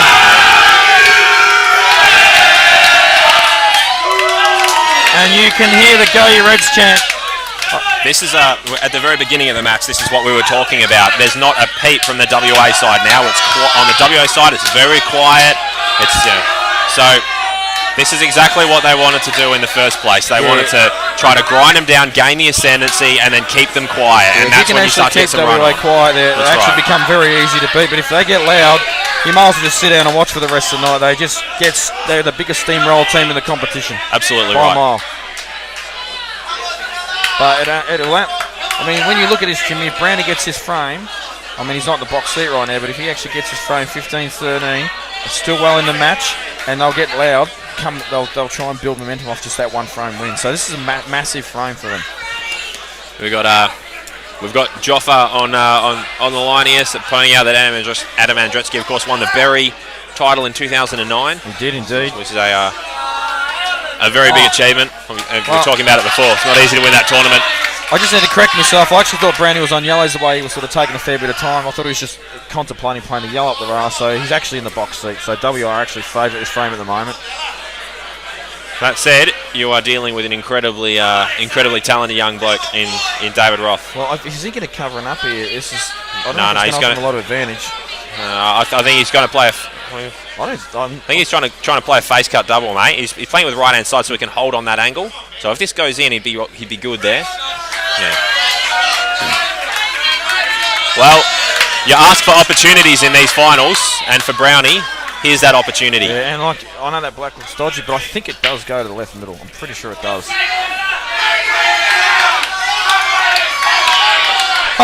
Oh my God! I've just seen Kurt Dunn on me. Right, he can hardly stand up. Mate, the kid is a disgrace. He's got 8 drinks in one hand. How's he doing that?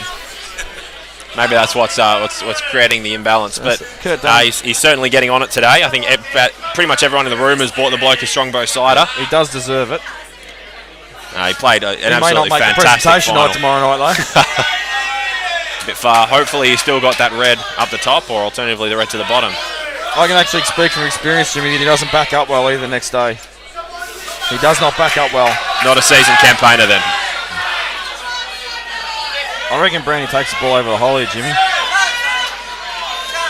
Post here from Jody Formosa saying it makes a difference when you take the crowd out of the game, and that absolutely, that's exactly what's being said here. I mean, if they can, if the SA can start really attacking WA here and try to take control, it's going to make the match a lot easier to win, and that's exactly what they need to do here. They need to apply that pressure.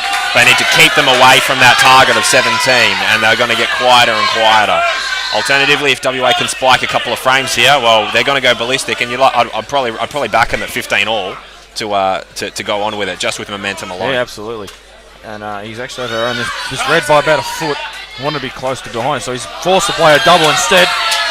And it's gone in. It is sweet. And just his reaction, I don't think he really wanted him, but what he needs now is look at it and go, hey, hang on a minute, I've got an opportunity to win the frame.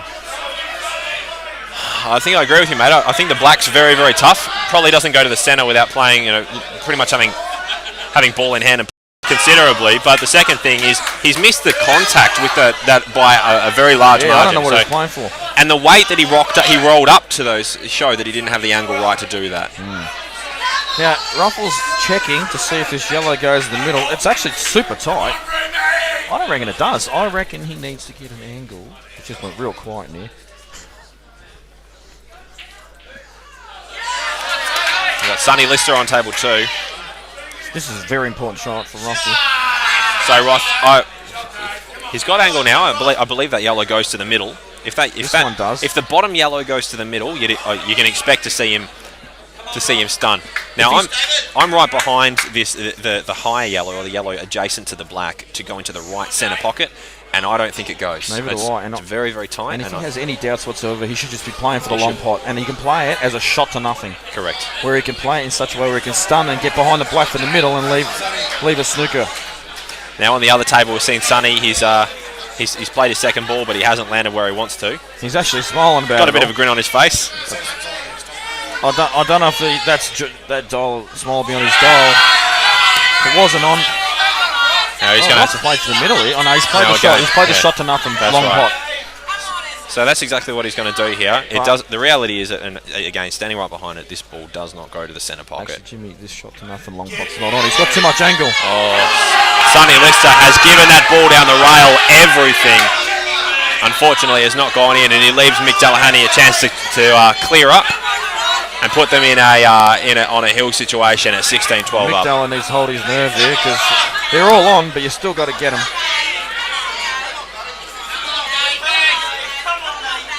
Probably more experienced than anyone in the room. In it goes. It's a good opener. Comes off the fantastic opener. I bet Roth now about to play the shot. This Roth is not a shot to nothing. Playing the He ball must long. nail this. He's rattled it. Well, he's played it.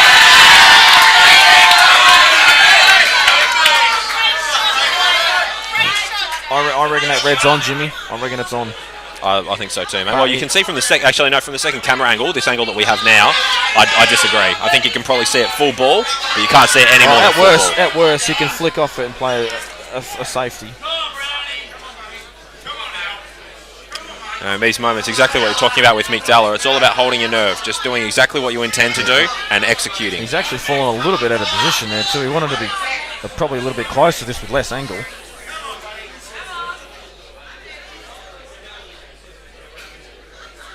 So on the other table, he had every bit of that, mate. You're absolutely right. Yeah, I thought he was on. Now, very lucky leave too. He has left that white absolutely perfect, and he leaves Roth Chinese snookered on what I imagine is going to be a long double. Yeah, the problem is his red's dead, so this is a shot to nothing for Roth now. Sometimes you just need a little bit of luck when you miss a pot. You know, just if you can get a little bit of luck with where your object ball lands after you miss it, makes a big difference. So we've got two big shots for SA here. If they both work out, they might be in line for the title. Yeah, fantastic shot by Roth. And McDullough plays a beauty, and SA are on the hill at 16-12 after he rolls these 2 balls in. I'll tell you what, I've done a lot of cursing in my days, but this is unmissable.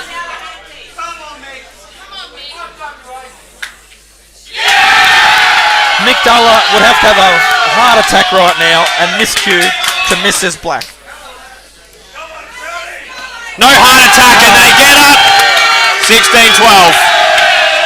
And this is what we're talking about. I think SA enormous favourites, not just in terms of the scoreline now, but also because from WA's perspective, the corner's quiet. They've seen the night out. SA have just got to finish here. I'm telling you now, Jimmy, this match is over in about 2 minutes. It's over. It's done. There's no way Brandy can come back from this. Well, there is a way, but I just don't see it happening. There's 16-12 up, I'd say yes is a show, but I just don't see a way out for him here. Now here's Brownie, he's got a big decision to make. Now the benefit is that Roth's ball isn't right over the pocket, so if he did want to play a safety, a snooker, he could do that. But that being said... What happened? He's just sort of fouled himself, he's feathered the white. He's gone down, he's feathered the white. Oh, time foul! He's taken a ball in hand, so it must have been a time foul. Absolutely incredible. And mate, you're absolutely right. You said 2 minutes, and true to your word, this is going to be over in 60 seconds. I'll tell you what, Brownie's handled that real well because I didn't hear 30 seconds, and Hitler's really loud too with his calls. So, well, obviously he was under the pump. I mean, it's not really it's not a winning situation there. You're waiting for an opponent error. All the SA boys are getting together now. They can see the finish line. They can see how close it is. They're about to go absolutely apeshit in a minute. A little bit of drag here. Yeah, there we go, and just a bounce out. That was very gingerly played, Jimmy. He didn't want any mistakes. That's got nothing to do with it. 2 visits. SA side. Note the other frame isn't in play now. The expectation is that with these 2 visits, Roth is going to finish. He won't even need to. He's going to 1. They're going to go absolutely nuts in a second. He goes down. As again, and with Brownie's red, yeah, I mean, you feel very good here. It's a very elementary pot. Knock it in for the title.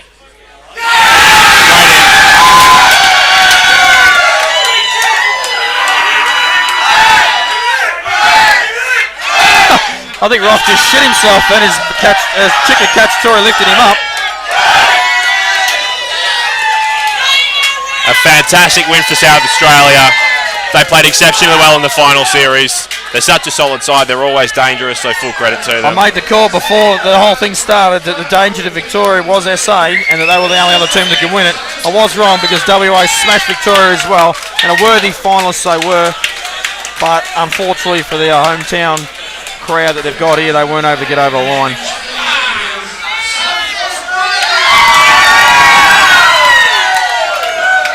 As Brent Collier deliberately does some bear pumping because he knew he was in front of the camera, and he does his I'm the strongest man on the planet walk as well. I'm going to keep hanging shit on the bloke until this feed finishes.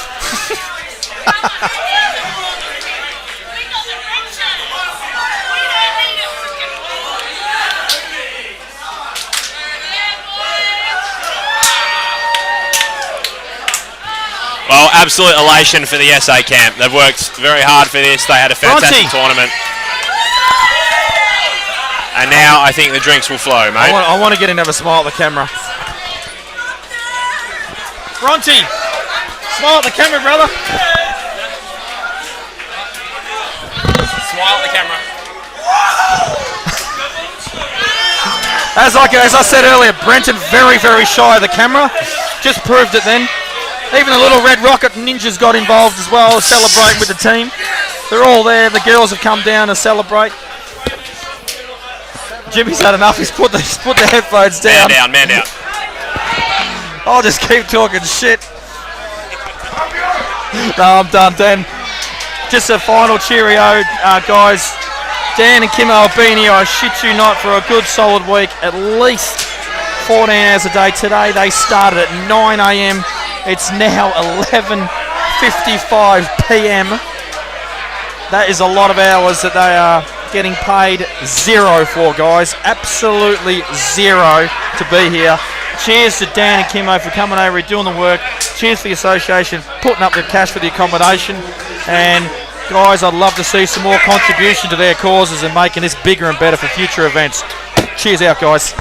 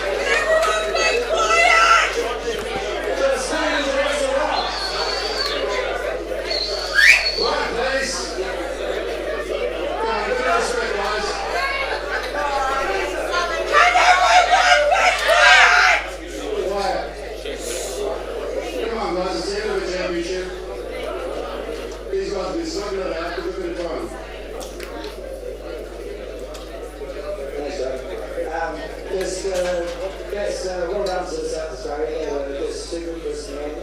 I must admit, though, the team we've come over with is half the team that we've come over with over the last couple of years, and the boys are absolutely fantastic, and we're going to have a bright future in Western Australia.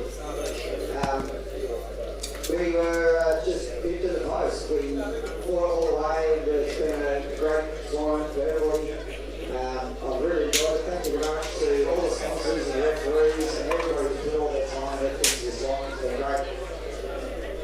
We're going to be back next year, and I reckon if we keep this up, we're going to be stronger and better from now on in. All right, boys.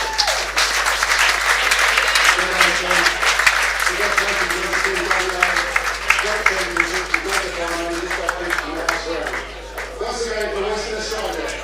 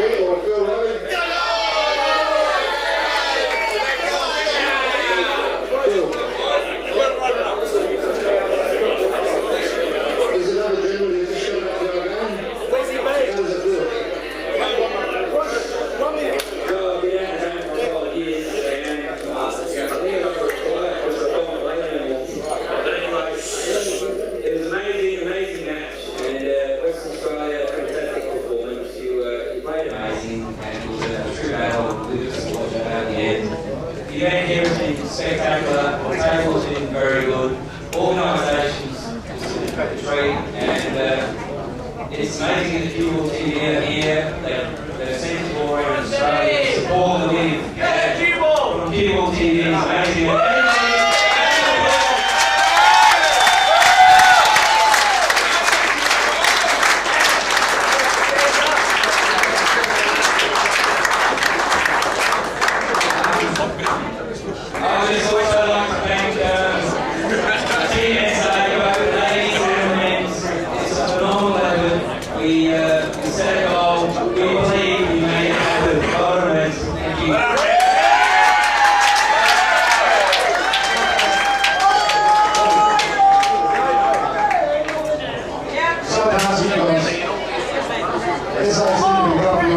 For a couple of years.